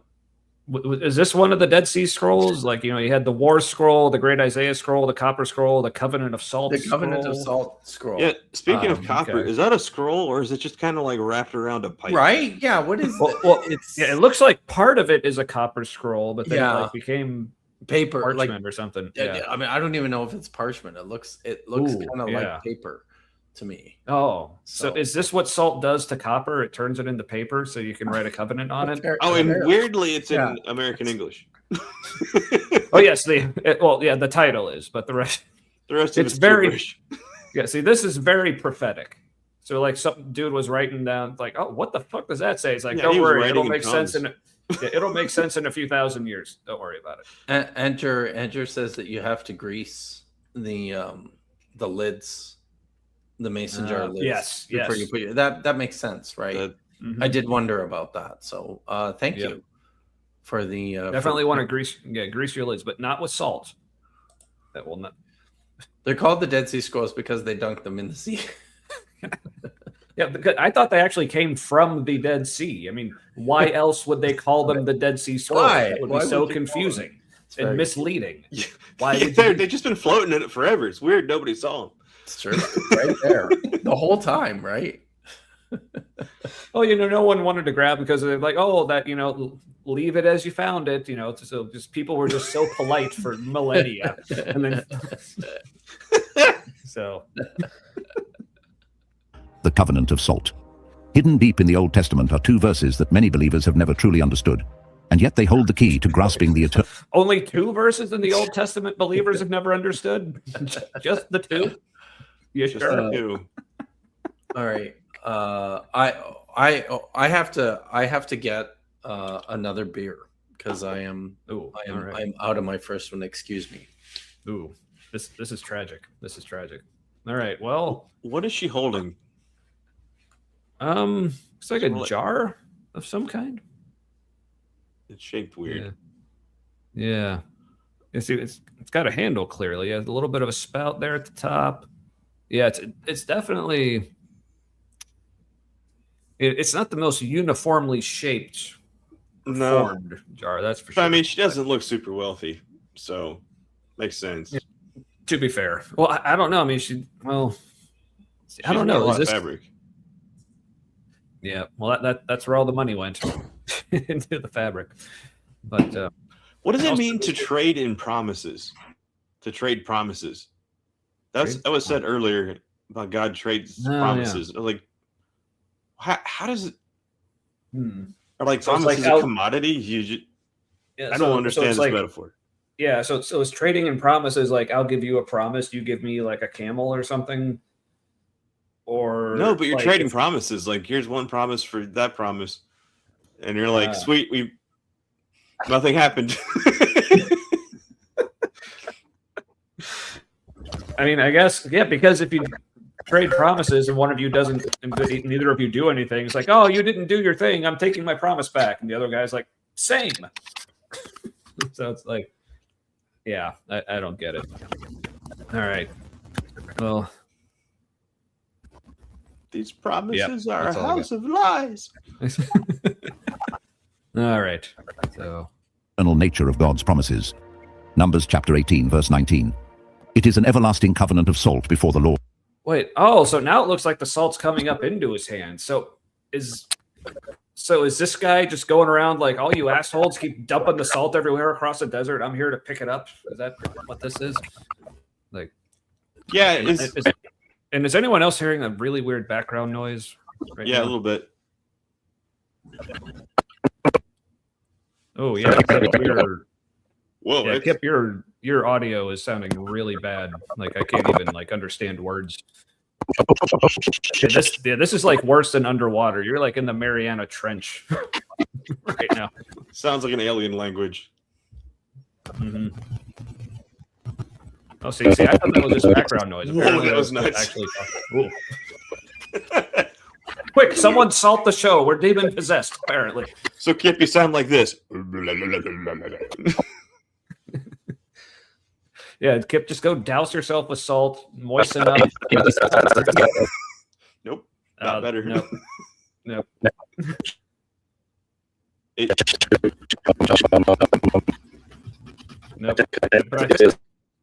But I think whatever is going on also has an echo. Yeah.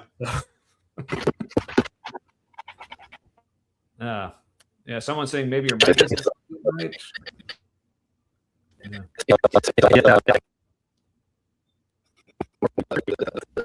It's like your echo has reverb. They're saying like he's not in the Marianas Trench. He's in the Dead Sea. We can't handle the spiritual moistness. Yeah, it's still not good. Yeah. Kip's talking in key smashes. Yeah. Somebody turn Kip off and back on again. Like, Okay, how is this better? Much better. There we go. Yes, there we go. Okay, I figured it out. Got it. Good. All I was right. concerned Way to go. for a moment. Yeah, my brain was trying to get used to that and like turn what you were doing into words. It was uncomfortable. Well, But fun though. my apologies for that. So That's all right. I mean, you're just ruining we have a your text show. here. Wait a I minute. feel yeah, it's true. I feel like I need to look this up. Because I bet he's gonna say something stupid. So my old computer be a is stretch. back there. I could always grab that. But let's check Safaria to can you because I'm not looking at it at the minute. It's numbers what? What is the text? Numbers 18, 19. Convenient. Numbers 18 verse 19. So Yes. so let's start in all right, let's start in verse 15. Shall we? Context. So Yes. context is useful. So the first issue of the womb, this is the Petarechem, the first thing that drops out of the womb of every being, human or animal, that is an offering to Yahweh, it shall be yours. But you shall have the firstborn of human beings redeemed, and you shall also have the firstling of impure animals redeemed. Okay? Then it says, take as their redemption price from the age of 1 month up, the money equivalent of 5 shekels by the sanctuary weight, which is 20 gerahs. But the firstling of cattle, sheep, or goats may not be redeemed. They are consecrated. You shall dash their blood against the altar. So you got to kill them, right? And then take their blood, dash it against the altar, and turn their fat into smoke as an offering by fire for a pleasing odor to Yahweh. But their meat shall be yours. It shall be yours like the breast of elevation offering and like the right thigh. All the sacred gifts that the sons of Israel set aside for Yahweh, I give to you, to your sons, and to the daughters that are with you as a due for all time. It shall be an everlasting covenant of salt before Yahweh. What does the note here say? Covenant of salt. See Leviticus 2 verse 13. It's a covenant of Melach. I'm going to jump over to Leviticus chapter 2 verse 13 to see what Always this says. referencing other verses you got to read. That's how they get you. It's true. Yeah. You may bring to God as an offering of choice products, and they shall not be offered up on the altar for a pleasing odor. You shall season your every offering of grain with salt. You shall not omit it from the grain offering, the salt of your covenant with God. With all your offerings, you must offer salt. Interesting. I personally do not know what this means ceremonially or ritually, but I know a guy who is writing a commentary on the book of Leviticus. I shall ask him about the covenant of salt in Leviticus 2:13. So yeah, it's interesting. But let's hear what they have to say, because they figured this out, right? That's the I whole. guess. I don't know what they're gonna say, but like my guess would, like, could it be like just symbolic because salt was used for preservation, so it was the preservation. Kind of what I'm covenant, thinking. Covenant with God, Right? That's kind of what I'm thinking. That it's a way of, it's an everlasting covenant of salt. You're dealing with food all the time when it comes to sacrifices. I often tell people that the reason the reason sacrifices were burned in their entirety, or the portions that were given to the deity were burned, was this is how you transferred the element from this realm into the divine realm, so that the deity could receive the gift. You had to destroy it, and most cultures just destroyed them things by burning them. So I think you're probably onto something here, Matt, that this has to do with its preservative properties as a symbolic, and in the early stages of these sacrificial ideas, you're transferring the elements to the god in the form, like it's food for them, right? So you're going to preserve the meat, and you're going to preserve the stuff. True. So, so it's got to make a journey. It's going to get there nice and fresh. Yeah, you don't want your god to get dysentery, get spoiled. Yeah, exactly. Yeah, and so it won't dry out as well. Apparently, apparently not. So, but also, I'm glad that this person here in the video seems to be going around and picking up the salt that everyone else has just been willy-nilly just like dumping all over the place. For some reason, nothing, so in sheepdom, that kind of looks like a little bit of poop in there. Yeah, like with the sheep in the background, like providing some context clues here. Yeah, and they're walking away from it, so it's like, oh, these sheep just like shat out a bunch of salt. I should pick that up. Okay. I missed a super chat from Tree Climb. The hand slab. Yes, the hand slab for $4 a pound at your local Kroger. Man, wow, that's pretty good, especially in these times, in this economy. This economy. Pretty good. Yeah, anything for £4 is kind of great. $4 a pound. Yeah, $4 a pound. Yeah, it's true. That's what I meant. Indeed. Yes. We know what you meant. Okay. Yeah. We got you. Yeah. For you and your offspring. And 2 Chronicles chapter 13 verse 5. Don't you know that the Lord, the God of Israel, Was it me, or was there just a flame? Nothing was on fire. It was just a flame kind of dancing across the back of the scroll there. Did anyone else see that? I might have missed that. Did you rewind it? I'm afraid to go back, but I will try. I'll try it one more time. Okay. Because if it craps out this time, then we'll just switch to yours. Or I will point out that. It works. It's okay. I'll also point out that the text on the screen is said to be from Chronicles 13:5. That's just lazy. Which one? Which one? I mean, there's two, right?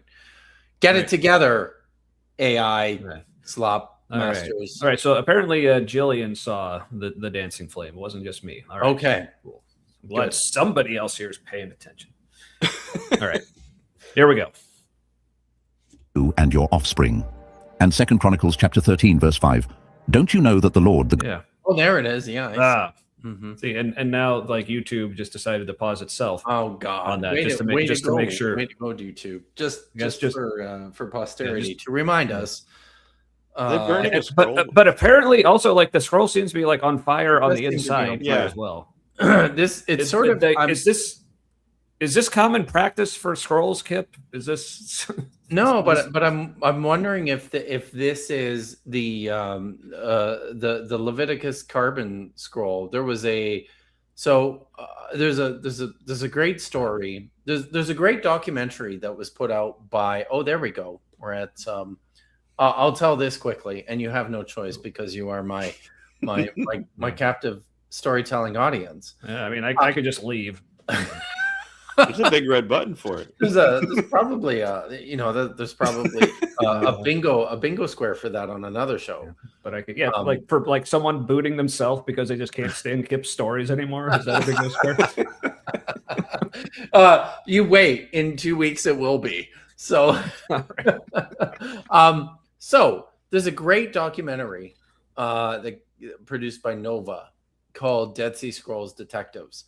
And part of this documentary features the story of a set of scrolls that were discovered in the 1960s, but they were kept by the Israel Antiquities Authority for like 40 or 50 years or whatever it was, because they were so fragile. They were rolled up because they were found in like a tin box that was in a synagogue fire, and the box got so hot that it just like cooked these things inside of it without any flame actually touching them, right? So they're totally preserved intact. They're just basically completely carbonized at this point.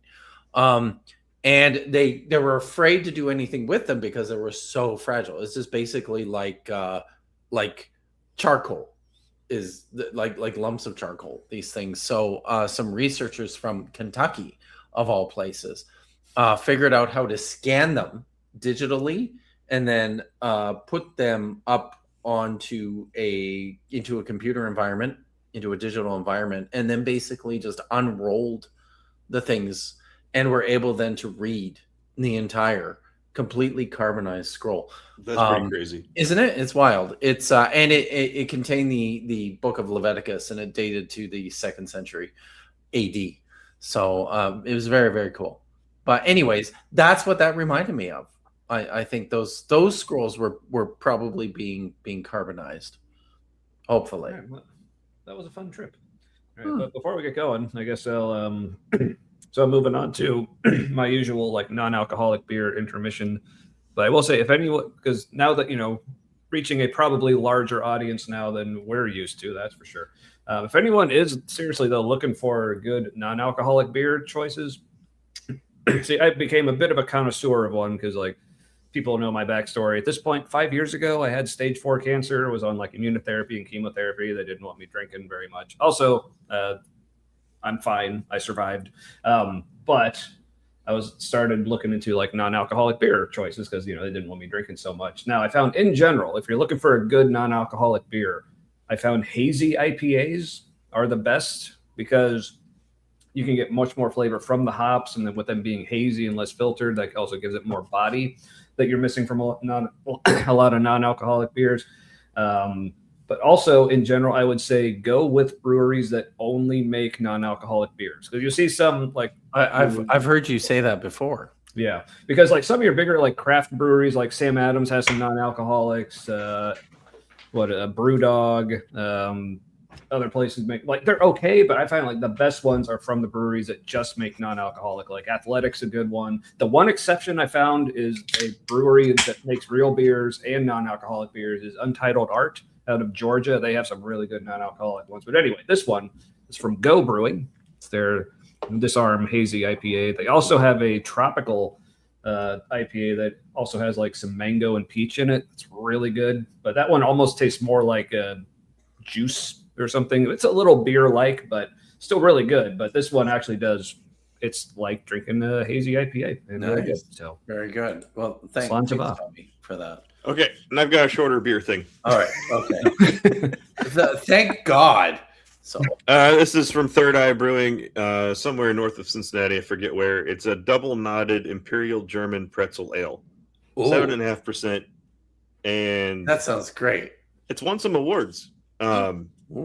It just smells like toasty bready, and a couple of their beers they have added like artificial flavors in it, natural/artificial. So there might be a little something in there with that also, but it's pretty good.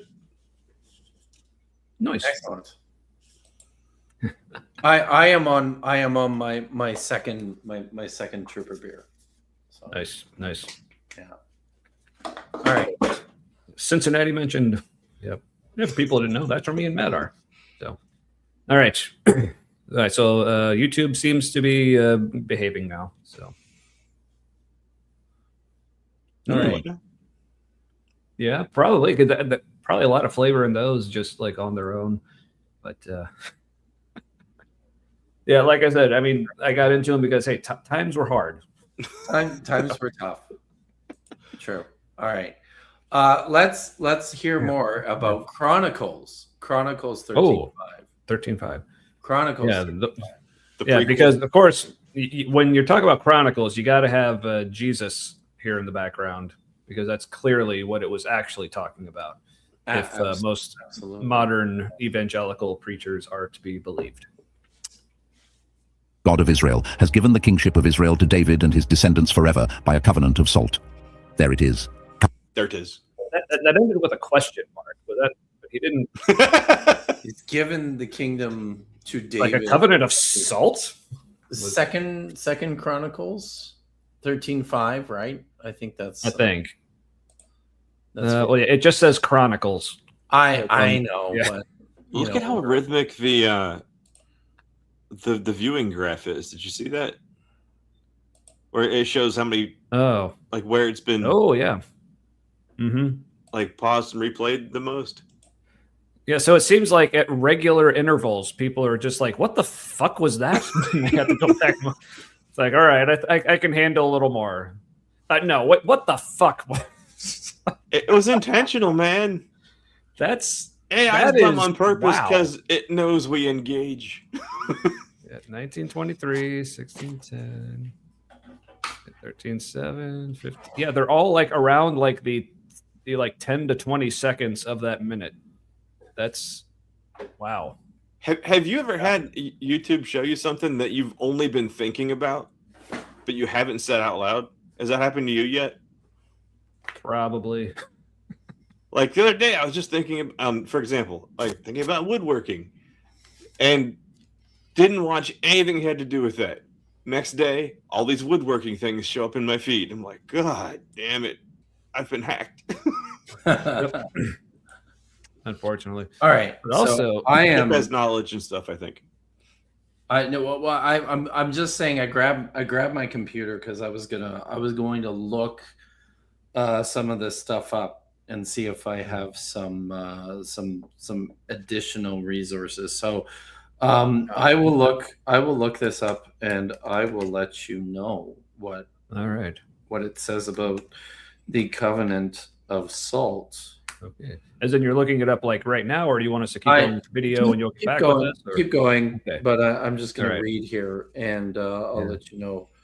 Okay, but I just want to point out real quick, it almost looks like the salt pattern here that's being poured almost looks like it has a fingerprint. That's actually kind of cool.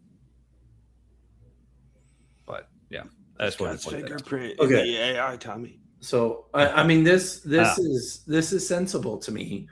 It says here. So this is by Raymond B. Dillard in his commentary on Chronicles in the Word Biblical Commentary series. He says the context implies, this is with respect to 2 Chronicles 13:5. Mount Zemarium is probably to be identified with the town of the same name on the northern borders of Benjamin. It is usually associated with us as Zemara, about 5 miles northeast of Bethel in the hill country between Et Tayyibah and Ramon. Koch places it in the Jordan Valley northeast of Jericho. Williamson suggests yet a third alternative in Kirbet El Mazaria, the most imposing peak of the region and some 2 kilometers west of Ras Ez Zimera. If Mount Zemarium in the hill country of Ephraim is the same as the town in the allotment of Benjamin, excuse me. No. It is mute. It is mute testimony to the position of Benjamin as the buffer and battleground between the northern and southern kingdoms. Then it goes on to say, the context implies that a covenant of salt is an eternal and efficacious covenant, though the precise social or religious character of such a covenant is not known. The salt of the covenant was necessary for a sacrifice to be efficacious, as we discussed. W. Robertson Smith, Lectures on the Religion of the Semites, 2nd edition from 1894, related the reference to the sacredness of the bond acknowledged among Arabs between persons who have eaten salt together. The covenant made with David was as permanent as the covenant made with Israel in the wilderness. So I think that's kind of an interesting suggestion, that maybe this is related to a tradition that was then carried forward by like Arabic tribes, and presumably again the salt is symbolic of its permanence, right? I think that's mostly what's going on here. Okay. Yeah, that kind of makes sense. But yeah, sorry, I was mostly distracted. I guess the chat has been trying to like count the fingers. The fingers, yes, that pink. Yeah, so all right, so let's see. So we got 1, 2. We might have 3 pinkies.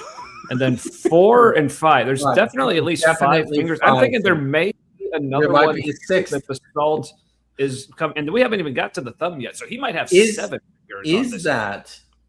I mean, it kind of looks like? Is that a thumb that is pictured on the other side of his hand there? Beside there, like over here. Is that a thumb? On his left hand. Yeah. I think like the thumb is like kind of going around this side, but I think of like fingers. Yeah, we definitely got 1, 2, 3. We definitely have at least 4, 5, least and I think 5. there's a 6th one here. There's certainly maybe. room for a 6th finger. Yeah, but then over on this hand, like it seems like the right amount of fingers, but for like this, that's one chunky index finger he's got. Yeah, going on here. Yeah. it looks more like a monkey foot than a hand. Yeah, and like the pinky, like down here, it looks like it only goes to like the first knuckle and then just kind of disappears. Well, it's in his belt because that's where he likes it. It was the fashion of the time. It's like, oh, that's my belt pinky. I don't know. That pinky is superfluous. Correct. All right. Well, let's let this play out and see if the fingers evolve before our very eyes, as they are wont to do. Other things have been evolving. Why not fingers? Yeah. Right. Covenant of salt. But what does it mean? In ancient cultures, salt was the ultimate symbol of permanence. When two parties made a covenant, they would eat salt together. It looked like the one finger, like it was 2 fingers branching from one, like finger trunk on the end of the finger trunk. Yeah, a metatarsal. A metatarsal. So a metatarsal. Also, is that the first time they've had that like faceplant like slam transition between clips? But I haven't paid that much, because there was just like this like weird like real harsh zoom in on his weird finger hand, and it was very distracting. I didn't like it. Tarsals are in the feet. They're in the feet. Well, hey. Matt, come on, get with it. I mean, do I need to show my feet? No. No, please. Just press the play button. Okay. Fine. Or sprinkle it as a sign that the agreement could not be undone. Salt couldn't rot. It couldn't fade. It stayed. And so did the promise. So when God says his look, it's a heart. It's a salt heart. The Rock loves me. It does. How is it? It's like, I don't know. How does it? Because you would think that, I don't know. I'm struggling to see how it gets such a crisp edge like that. Especially with how they've just been like dumping it and like just willy-nilly with it. Like so this must be magic salt, because like when you just do that, it forms like a perfect heart shape. It also looks like a cookie. It kind of does. This is true. But like a really salty cookie. That would not. Although I do kind of want to taste a salted sugar cookie now. Mm-hmm. Yeah, that actually does sound really fucking not good. that much salt. But, a little bit. Yeah. Okay. But so I've heard of a heart of stone, but this looks more like a heart on stone. It certainly does look like a heart on stone. Does that mean anything? No, hard on. Okay. I didn't. Yep. And if your salted heart on stone lasts more than 4 hours, call your doctor. Covenant is a covenant of salt. He's not talking about flavor. He's talking about faithfulness. Salt was incorruptible, just like God's word. It preserved, just like God's mercy. It added value, just like God's presence in our lives. In fact, I don't know. I feel like he's calling God's word corruptible. I feel like people have definitely been accused of corrupting God's word. Indeed. Yes. But Anyway. when you're in my business, it's all about so-called corruption. I mean, it's just it's something that people did. Yeah. Yeah, that's just how Kinda things like- got done. Yeah. It's kind of like that verse that said, God shall not be mocked. I'm like, have you been on YouTube recently? I mean, that happens all the time. But all the time. even before YouTube, I hear people even wrote books about it. I mean, most of YouTube is a mockery of creation itself, so I don't think God exists. The argument from YouTube. That's one they don't. The apologetic argument from YouTube. I think we're going to look back at this whole, like, after World War II. I think dropping a nuclear weapon on a country fucked up humanity as a whole for a little bit, and we're just sorting through some shit now. So, speaking of, I heard a statistic today that surprised me, but we shouldn't be. I guess I shouldn't be surprised. But the war in Ukraine now has been going longer than the First World War. So, and it's claimed a ridiculous number of lives, a lot more on the Russian side. Really has. Yeah. So, like over 1 million people. Like they've lost more soldiers like a while ago. They passed up their Afghanistan war figures, which was the war that contributed to the fall of the Soviet Union. So Russia's collapsing. It's just doing it slowly right now. very, very slow. Yeah. But the good news is, when the climate migrants need a place to go, Russia's going to be hard up for everything. And so come help them out. They got all of Siberia. It's going to be a temperate climate. It'll be great. Mm-hmm. Yep. The habitable place. Habitable place on Earth. Yep. All right. Yep. Okay. Middle East, breaking a salt covenant. Sorry. No, I was. This echoes my sentiments. Russia. Yes. Oh, so very sad. Anyway. Yeah. Mm-hmm. Yep. Was considered one of the worst betrayals. It wasn't just a legal breach, it was a spiritual offense. And that's the kind of covenant God made with his people. He was saying, my promise to you is not temporary. It will outlast. Okay, your hair is getting a little close to the flame there, buddy. Pretty close. I have some experience with that. It's not good. No, That burning hair smells terrible. It's true. How have you not mutilated yourself, Kip? So here's the thing. Every single time I talk to my mother on the phone, My hair's on fire. It might as well be. She always tells me every single time, Kip, be careful. She tells me that every single time. And the last couple of times, I just said to her, I've been like, Mom, I'm 53 years old. I have hacked away at and mutilated many parts of my body over the years and have managed to escape death to this point. So it sort of feels like if something was going to happen, it would have happened by now. So I think I'm probably good. It just I've lost the ability to care anymore, just because everything always turns out okay. Yep, there you go. Yeah, it's almost like being careful at this point would just be wasted energy. Just wasted energy. Yeah. Exactly. Right. What do you know, Mom? Sorry. Like in the States, like a year ago, now was terrifying. But now that we're here, we're like, it's like, it's fine. I mean, it's bad, but it's bad, but I'm not as scared. But I didn't lose my sense of humor, and in fact, there's even funnier shit now. That's true. That's true. Yeah. So see, I don't believe in curses. So, yeah, and that's true. I am too Canadian to care about my health. Fair. This is fair. Hop into the free healthcare. If I get hit by a bus tomorrow, that I have stepped foot outside, which is not something I am intending or planning to do anytime soon. So, But if anyone is around Kip, just keep some salt handy. yes, that too. All right, we should probably press play.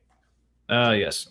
We're 6 minutes through this 27-minute video. So Well, we knew it wasn't. It was it was not going to happen. So yeah. Well, see that's the thing about our show. We have the I don't know if you want to call it the determination, the stamina, or the stamina, or just the perseverance. Or just the outright goddamn foolishness. Like we finished the damn video. That's why our streams are like 5, maybe 6 hours long. Sure. Mine are not 5 or 6 hours long, and they never will be. So, yeah, ours go about as late as yours, but we just start 2 hours early. Much earlier. Yes, exactly. So, here we go. Maybe. Wait, sorry. Maybe. So it's like I didn't know it. Yep.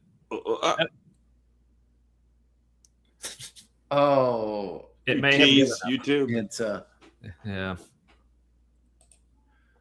Yeah, it's he's just the guy in the video that scolds a bear and he's here when going to work. Yeah, sorry. I may have to relinquish control over to you. What 6'5"? All right. Yeah, 605. Mm-hmm. So sorry, everybody. That's all right. You did. We're like. But hey, so maybe this would be a good chance for me to like plug the channel to try to get our sub count up to a place where we can actually monetize, and then I can maybe afford an actually good laptop. So, excellent plan. There you go. So there's some decently cheap ones if you don't mind a Chromebook. But then Google's all up in your business. Yeah. Is that what happens? All right. Oh, look, we can see the thumbnail, guys. Oh yeah, that? You can see the better thumbnail over there. Look at the better thumbnail, everyone. Yeah, that's what we look like when we're buffed. Yeah, it's true. You do look exceptionally good. All right, 604. I am pressing play. It will outlast kingdoms. It will outlive empires. It is as unshakable as salt in the earth. But here's the twist. Salt didn't only represent life. Wait, hold on. It also revealed what was dead. Did he call it unshakable as salt? Don't we literally have things called salt shakers? And he'd just been pouring it through like loose fingers this whole time. Sorry, you guys. I'm starting to think this AI may not know what the fuck it's talking about. It doesn't know. Yeah, maybe don't let it do important things. I mean, like slop. Let's just have it make slop. Oh yes, but thanks for the link there, Aunt Jer, as well. Did I didn't try that. Aunt Jer posted a link to Matt and Tommy's channel. Make sure you guys make use of it. I think you are also linked in the description. Mm-hmm. Yeah, at least the title, at least maybe, I don't know. So yeah, the description definitely. Oh, by the way, I read the description. Yes. And /fuck you very much. That kind of sums up our friendship. Come on. No. Yeah. Come on. Nobody reads the descriptions. You're not supposed to actually read the description. You should read Alira the Freeze descriptions because she writes some great stuff in there. Yeah, speaking of like the one for the song she released for us, yeah, go watch it because it's fucking amazing. But then read the description; it's as good as the song, I would say. But anywho, yeah, I was about to say, okay, it looks like you did tag us in the title, but you put spaces between like the humanity and live, so I don't think that actually works. But fortunately, in the description, the part that nobody reads, apparently, that's where you did it correctly. So I'll make sure to go back and to correct that. If you poured salt on a wound, it burned.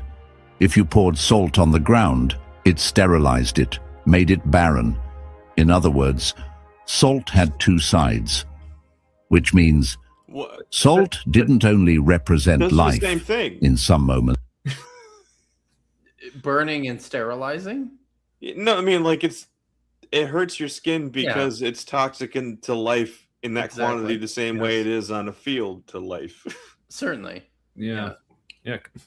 Hands are life. This is true. It revealed judgment. God's covenant is unbreakable, but it's also super chunky salt. That's oh yeah. That yeah, and also that's Jared Leto. Navel gazing at his salt. Sorry, I'm it's going to be difficult for me to play the video and watch the chat. ignorable. It demands loyalty. It preserves what is pure, but it exposes. Why does he think salt demands loyalty? What the fuck does that even mean? Now it's getting exciting. Yeah, I'm just wondering why salt looks like a cinnamon roll. Yummy, because to make it look yummy, yeah. I guess. Yeah, that's true. Yeah. Also, but speaking of the video, what do you have the play speed on? Oh, thank you. For I definitely want to bump it up because I didn't do that. Playback speed is normal. Let's go to 1.5. Yeah. Okay. Fuck normal. Fuck normal. What is false? So what happens when people reject the salt? What happens when covenant turns to rebellion? For that, we need to look at the altar. In the heart of the sacrificial system, amidst the fire, the blood, and the incense, there was one ingredient God never allowed his people to forget. Leviticus chapter 2, verse 13. Season all your grain offerings with salt. Do not leave the salt of the covenant of your God out of your grain offerings. Just add salt to all your offerings. The grain offerings. Did you catch that? God. So just the grain offerings, though. It's not all your offerings, just the grain offerings. So so important, though. Very important. Didn't request salt as a preference. He required it as a command. Every offering, every act of worship. Every grain offering. Yeah. Also, we're just pouring water in the salt again. Is he pouring water, or is he pouring the liquid salt that turns into that's salt right. once it ends up in the bowl of salt? Do I need to? Maybe I need to back it up here a little bit to see what the fuck is. You can salt as a preference. He required it as a command. Every offering, every act of worship, every sacred moment brought to the altar had to include salt. Here, why? What is going because salt wasn't seasoning. It was. What are those effigies burning in the background? Yeah, but also like the liquid, it's not even flowing. It's just like a solid. It's just a solid. Okay. Well, that's a thing called laminar flow, and it's a real thing. But that's not what's happening here. This is just bad AI. In real life, water can do this thing where it just looks solid while it flows because everything is perfectly aligned. It's like a homeostasis kind of fluid dynamics thing. Indeed. Like if you have a faucet on or something, it's just a steady stream. It can like just take a shape and keep it. Hank Green says it's a laminar flow. And he doesn't see why not. You could also do it when you pee. I would. Yeah, that seems okay. I think I've achieved laminar flow. It is very creamy looking water. But if I have to pee at some point during the stream, I'll report back. Let you Creamy know. water's bad. You don't want it going into you or out of you. Yeah. All right. Healing. Salt represented the covenant, the eternal, unbreakable relationship between God and his people. Without it, the offering was incomplete, unacceptable. Imagine that. You bring your best grain. You approach the altar in reverence. But if the salt is missing, the sacrifice is void. What does that tell us? It tells us that... So that guy who's playing it safe, I'm just bringing all salt. Yes. Trust me, there's grain in here somewhere. Oh, the grains of salt. So this video is following the similar pattern I've seen in a bunch of things. I'll be watching something that like I'm finding interesting, and I know it's an AI voice. But it does this thing where it like repeats the same set of information like 3 times. And the first time it like barely touches on it. The second time it touches on it a little bit more, expands a little bit more. Third time expands more. But it's all the same information. I feel like that's what's happening right now. So Katie Lewis, who is one of my my budding Hebraists in my Learning Hebrew Through the Book of Jonah course, has subscribed to Humanity. So you know what, this I haven't done much of this stuff. So there we go. Good job. Thank you, Katie. I feel like I should play something else now too. Are there female rabbis? Yeah. Yes, the answer is yes. Did you guys know the answer? Yes, because of course there are. Because there's always a liberal, like, what an idiot. Unless they're a person who's really into the fashion industry and is obsessed with shoes, you never see feet or shoes on a ghost. See, now it sounds like you're wanting me to show my feet. What a weird fucking thing to say. Well, not Tommy. That also too, but like, in fact, like, but real quick, I wanted to say I was just looking at our sub count. Looks like since the show started, we've actually gained 5 subs. So, look at that math. Thanks, awesome. folks. Good job, guys. But speaking of my feet, because I know you'd love to. Now, people keep telling me that, Tom, you need to put that behind a paywall.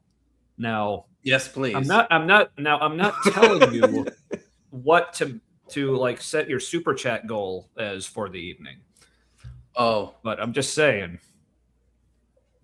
I'm willing to donate my feet to the All right. Well, I will have to remember that for next time. Because we're probably not going to go long enough. But well, maybe let's do this, okay? Because we're only going to go for like another 15 minutes, shutting it down.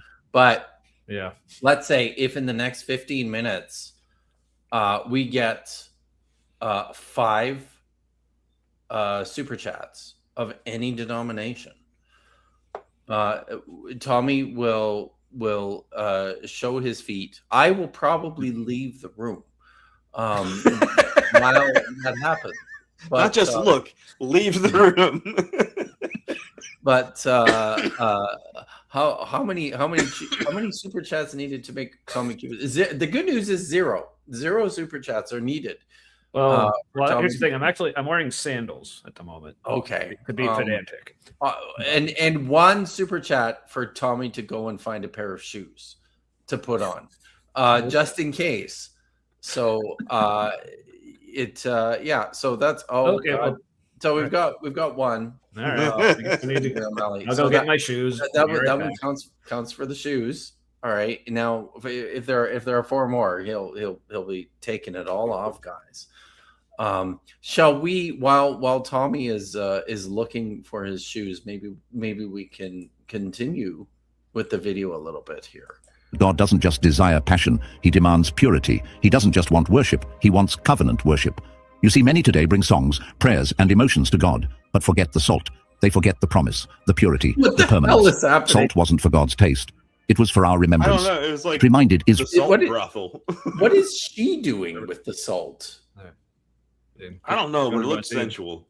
I got my shoes. Awesome. Good. So. Let's see. So Katie Lewis for $2 says, I wish to horrify Kip.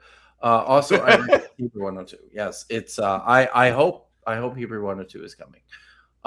But there's 2, 3 more in the next 15 minutes, and those, or I guess the next where's the time here? The next 13 minutes, and those shoes are coming off.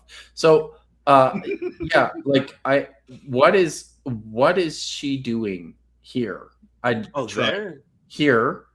Well, this lovely Navajo woman is working on her salt bowl. It was for our remembrance. It reminded Israel, you're not just making an offering, you're reaffirming a relationship. What is What is this? It's Just putting like finger skin into the bowl or something. I don't know what's going on. Ooh. That same truth echoes into our worship today. It's not about how loud we sing or how long we pray. It's about whether our hearts are sealed with the salt of covenant. Because on All right, so Wow, look at that face. Yeah, Brandon here is late to the stream and has no idea what he's donating towards right now. so with you, Brandon, we only need 2 more super chats of any denomination in the space of 12 minutes now? 12 minutes. And Tommy is going to show everyone except me his feet. So if you are, I hope you're God damn it. I hope you're proud of yourself, Brandon. I hope you're goddamn it. Hey, Susan. The see ya. Susan Turpin. Seagulls fly by a CBC. Otherwise, they'd be bagels. Nice. That's true. Hey. That's good. actually a pretty good like kid kind of joke. Isn't it? That is pretty good. Yeah, that's So, good. all right. So we're at how many more do we need? Do we just, God damn it, we just need 1. So please, everyone, for the love of God, or Oh, I feel like Kip is feeling like Grover and like the monster at the end of the book. I am totally feeling like that. God's altar, salt made the difference between a pleasing aroma and a rejected flame. But worship wasn't the only place Jesus highlighted salt. He took it further, from the temple, into the streets, and he looked into the eyes of his followers and said something unforgettable. salt. You are the salt of the earth. Matthew chapter 5, verse 13. You are the salt of the earth. Wait, But if the salt looks like- loses its saltiness, how can it be made salty? Was Jesus getting the crowd to do like a wall of death there? What was happening? It looked like the crowd, they were just like running into each other. That was fucking awesome.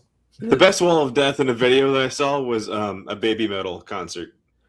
A baby metal concert, like one that you No, Oh, not the we- one I was at, but it was a video on a YouTube video one. from one of their concert series. Yeah. Which first of all, I was just confused why any of the crowd like just started running, but then it looked like there was like another part they were running into. It's like, I guess. Yeah, and they backed up Jesus- quite a bit, and it was a Yeah. lot of people that ran at each other. Not just Yeah, how so- the front line how it usually is. God Yeah, so damn. I guess Jesus Wow. just dropped a sick breakdown there or something. And they just slammed into each other, and everybody was fine. did. Yeah.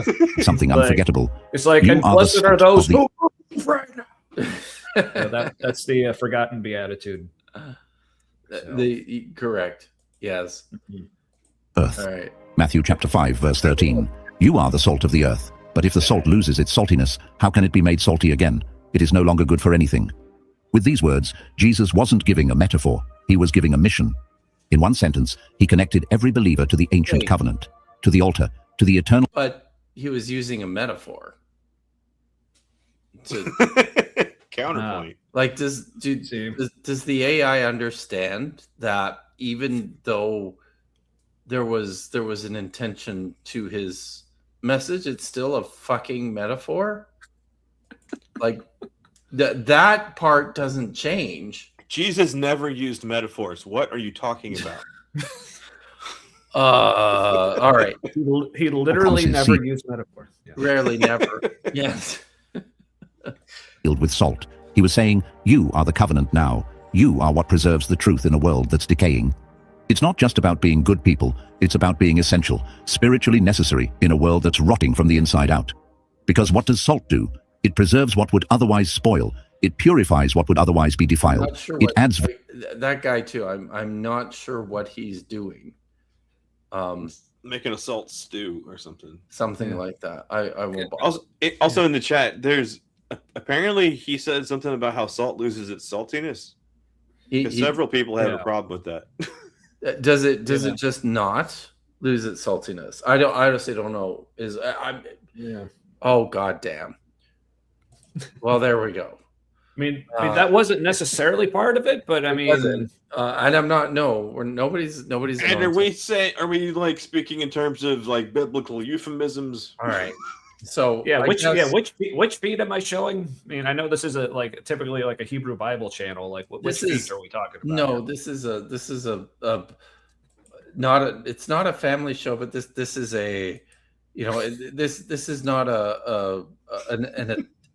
that kind of an adult show. So it will just be your feet, and right. I will. You sound scared, like it was actually maybe not going to be. Who knows what's going to happen? But I will check out. All right. Well, now that Kip's gone, I said fee. So just to prove to everyone, not a ghost, or if I am a ghost, it just means you are very fashion conscious or upset or whatever. So, 3, so time to come out of the closet. 2, 1. Woo! There. You know what's weird? Oh, you get looking's for free. The rest will cost had you. to also leave the room. What's that? What's weird is Kip had to also leave the room. Yeah, you made him change locations almost the whole country away. Is it over? Is it? Yes, it is over. Yeah. Yeah, you're just leaving me on full screen awkwardly. Oh, for no reason at this point. Okay, there we go. Well, thank God. All right. So, hey, look, Aunt Jer. Oh, hey, Avast. Thank you, Avast. Amber. Guys, Amber is going to be on Bad Science Sunday tomorrow. Also, because the Weasels are like unreliable, but Amber is not unreliable. So everyone should tune in to Bad Science Sunday on Maya Atkinson's channel at 6:30 Pacific time, which is what is that like 9:30 Eastern? You guys are in the Eastern. Yes. Yeah. 9:30. That makes sense. Okay. So make sure you do that. Thank you, Ember, for the raid. I appreciate it.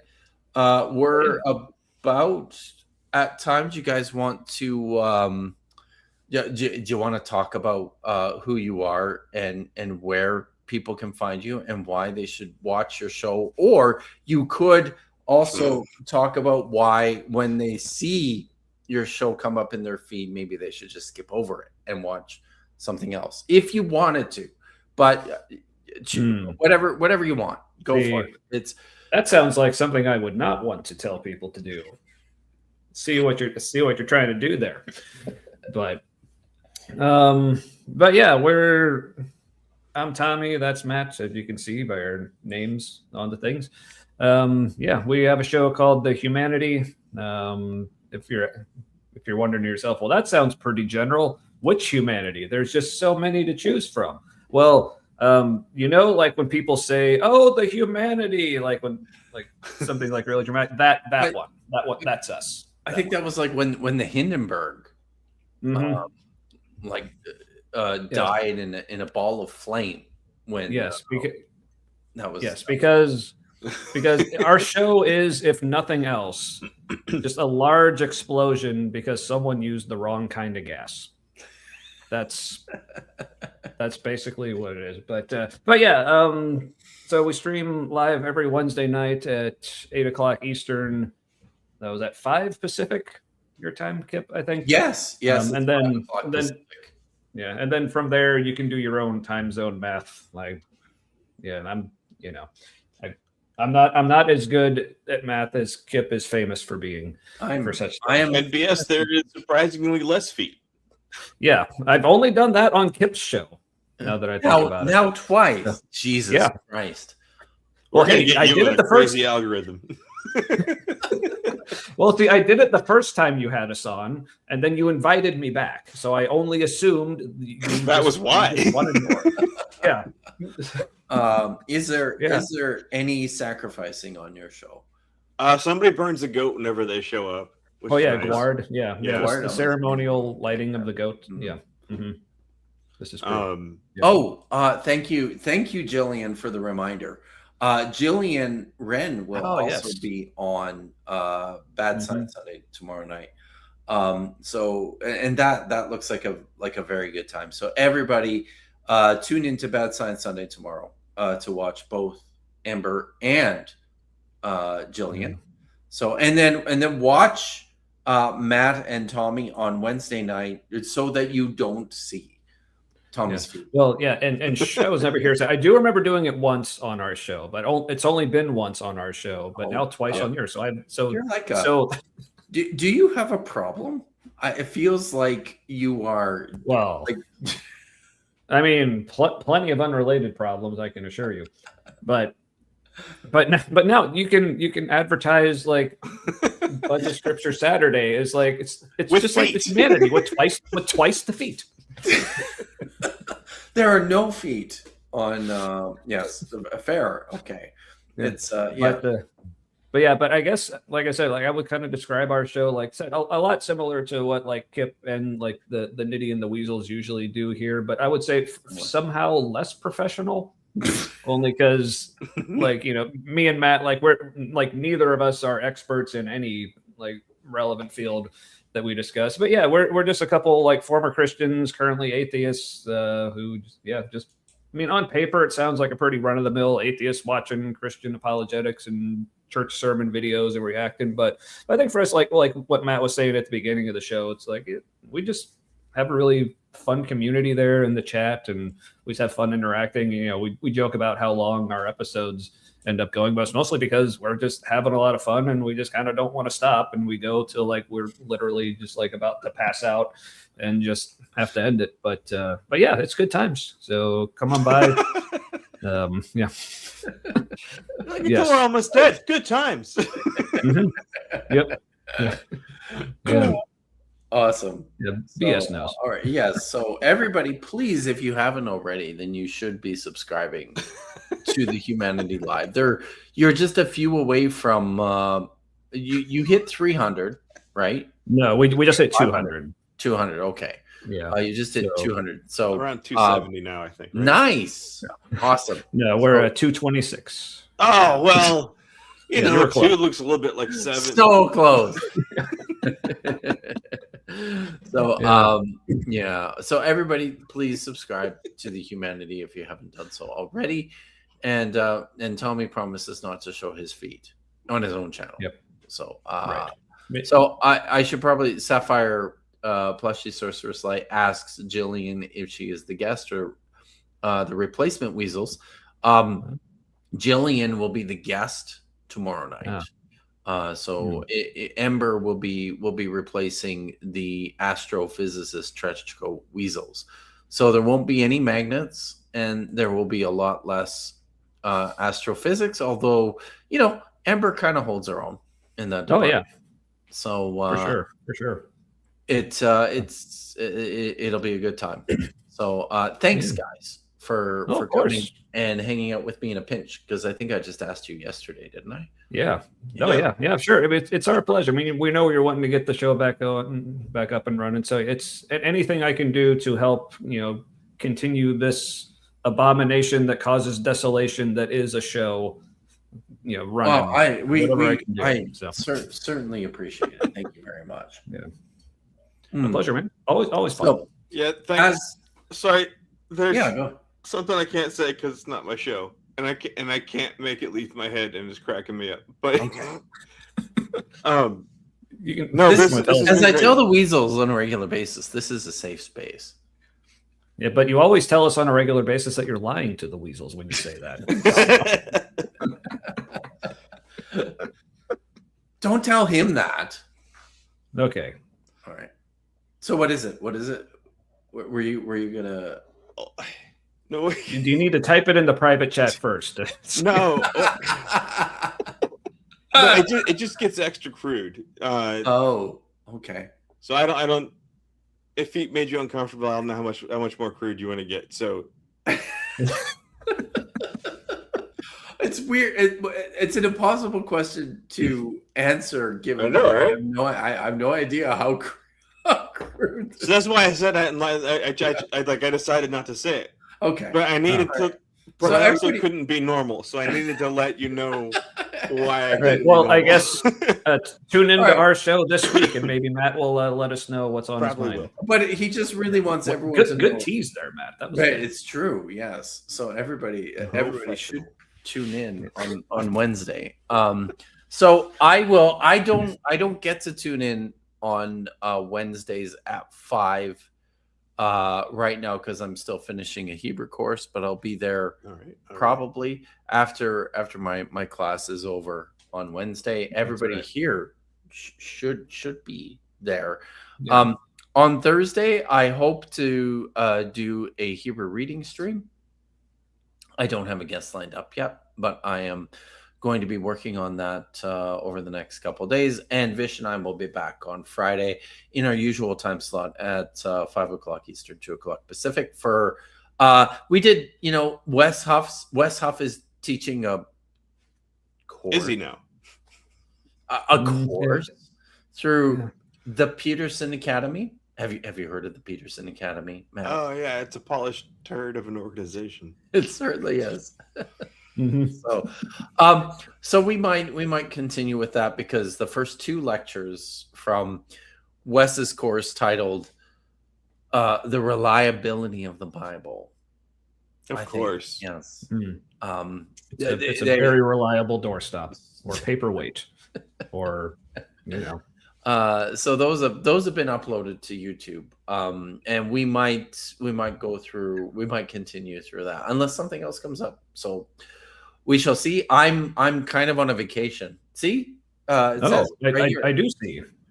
Vacation mode kept. So it's a working vacation. the vacation Papa's on behind him. Yeah, exactly. So when I came through U.S. Customs. And they asked me what I do for a living. I said I'm a writer, and he looked at me. He said, "Wow." He said, "When you're in the States," he says, "no writing." So I was like, "Are you serious?" He seriously did. And then he kind of smirked and laughed and went, "Oh, there you go, rascal. Yeah, there you go. You're good." So I don't know how to take that. That's either a very naive, border agent. I think, or this is not it's a the time. good-natured fascist. Yeah, it's like this is not the time for border agents to just be fucking with people. Right. Yeah. So what they do though, I came through. I stopped in Calgary to see my folks. And so I was flying out of the Calgary airport. What they do this at the Vancouver airport as well. They probably do it at some of the other major international airports on this side of the border, is they actually station U.S. customs agents on our side. So that you clear customs before you actually even get on the plane, which means that once you arrive in the U.S., you just walk out into the domestic arrivals terminal, right? I think they do that just because historically, once upon a time, there was a lot of traffic from Canada into the U.S. Less so now. But it's it does feel like I always feel a little bit more comfortable going through American customs on my side of the border.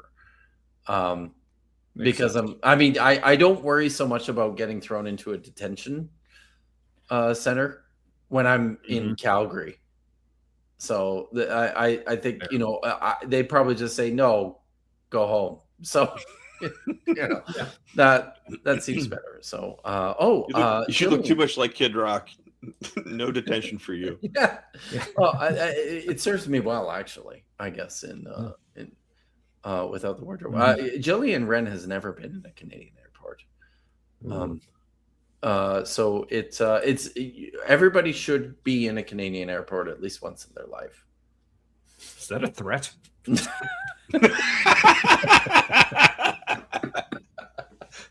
It's in your best interest.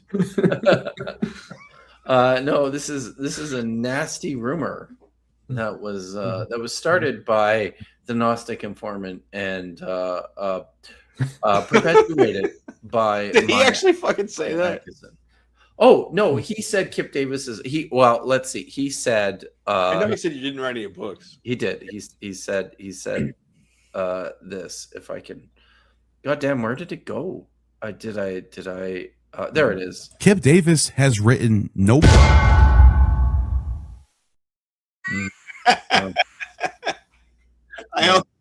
not to share anybody's dialect, but I a little bit. I think it's funny that like it's not written and Yeah. like just they leave whole letters out of what you're saying. Yeah. Oh, wow. It's true. Content creators have gone in trouble for creating content in the U.S. on vacation. That is fair. That is true. So, Miranda says she was in a Canadian airport once, but was only 10. I went to visit my grandparents in upstate New York, and the closest airport was in Montreal. Yeah. Oh. So Montreal is lovely. People should go there too if they can. So yeah. I think the only parts in Canada I've ever been to is Windsor when I was like 3 or 4, so I don't really remember it. I just remember there was an amusement park there called like Boblo Island or something. Boblo? And they had peanut butter and jelly pizza, and I was quite smitten. What? But then also just whatever that is in Canada, right at Niagara Falls, like the Canadian side, I've been over there, but that's been about it. Is it, yeah, I was gonna say that. Is there part of Niagara Falls Park where it's actually Canada? Mm-hmm. Yes, like it's isolated from the other side of the. There's a bridge, like the river separates the United States, Niagara Falls in the United States from Niagara Falls in Canada. So all of the Niagara Falls Park is in the United States. Is that correct or false? I don't know, honestly. Yeah. I thought there was a big border sign. Yeah, but Ember is correct. The Canada side is the good side if you want the good views. Yeah, because on the American side, we just have a view of like little Las Vegas.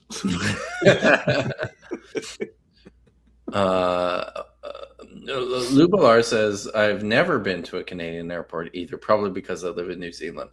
Canada, good. Yes, that's good.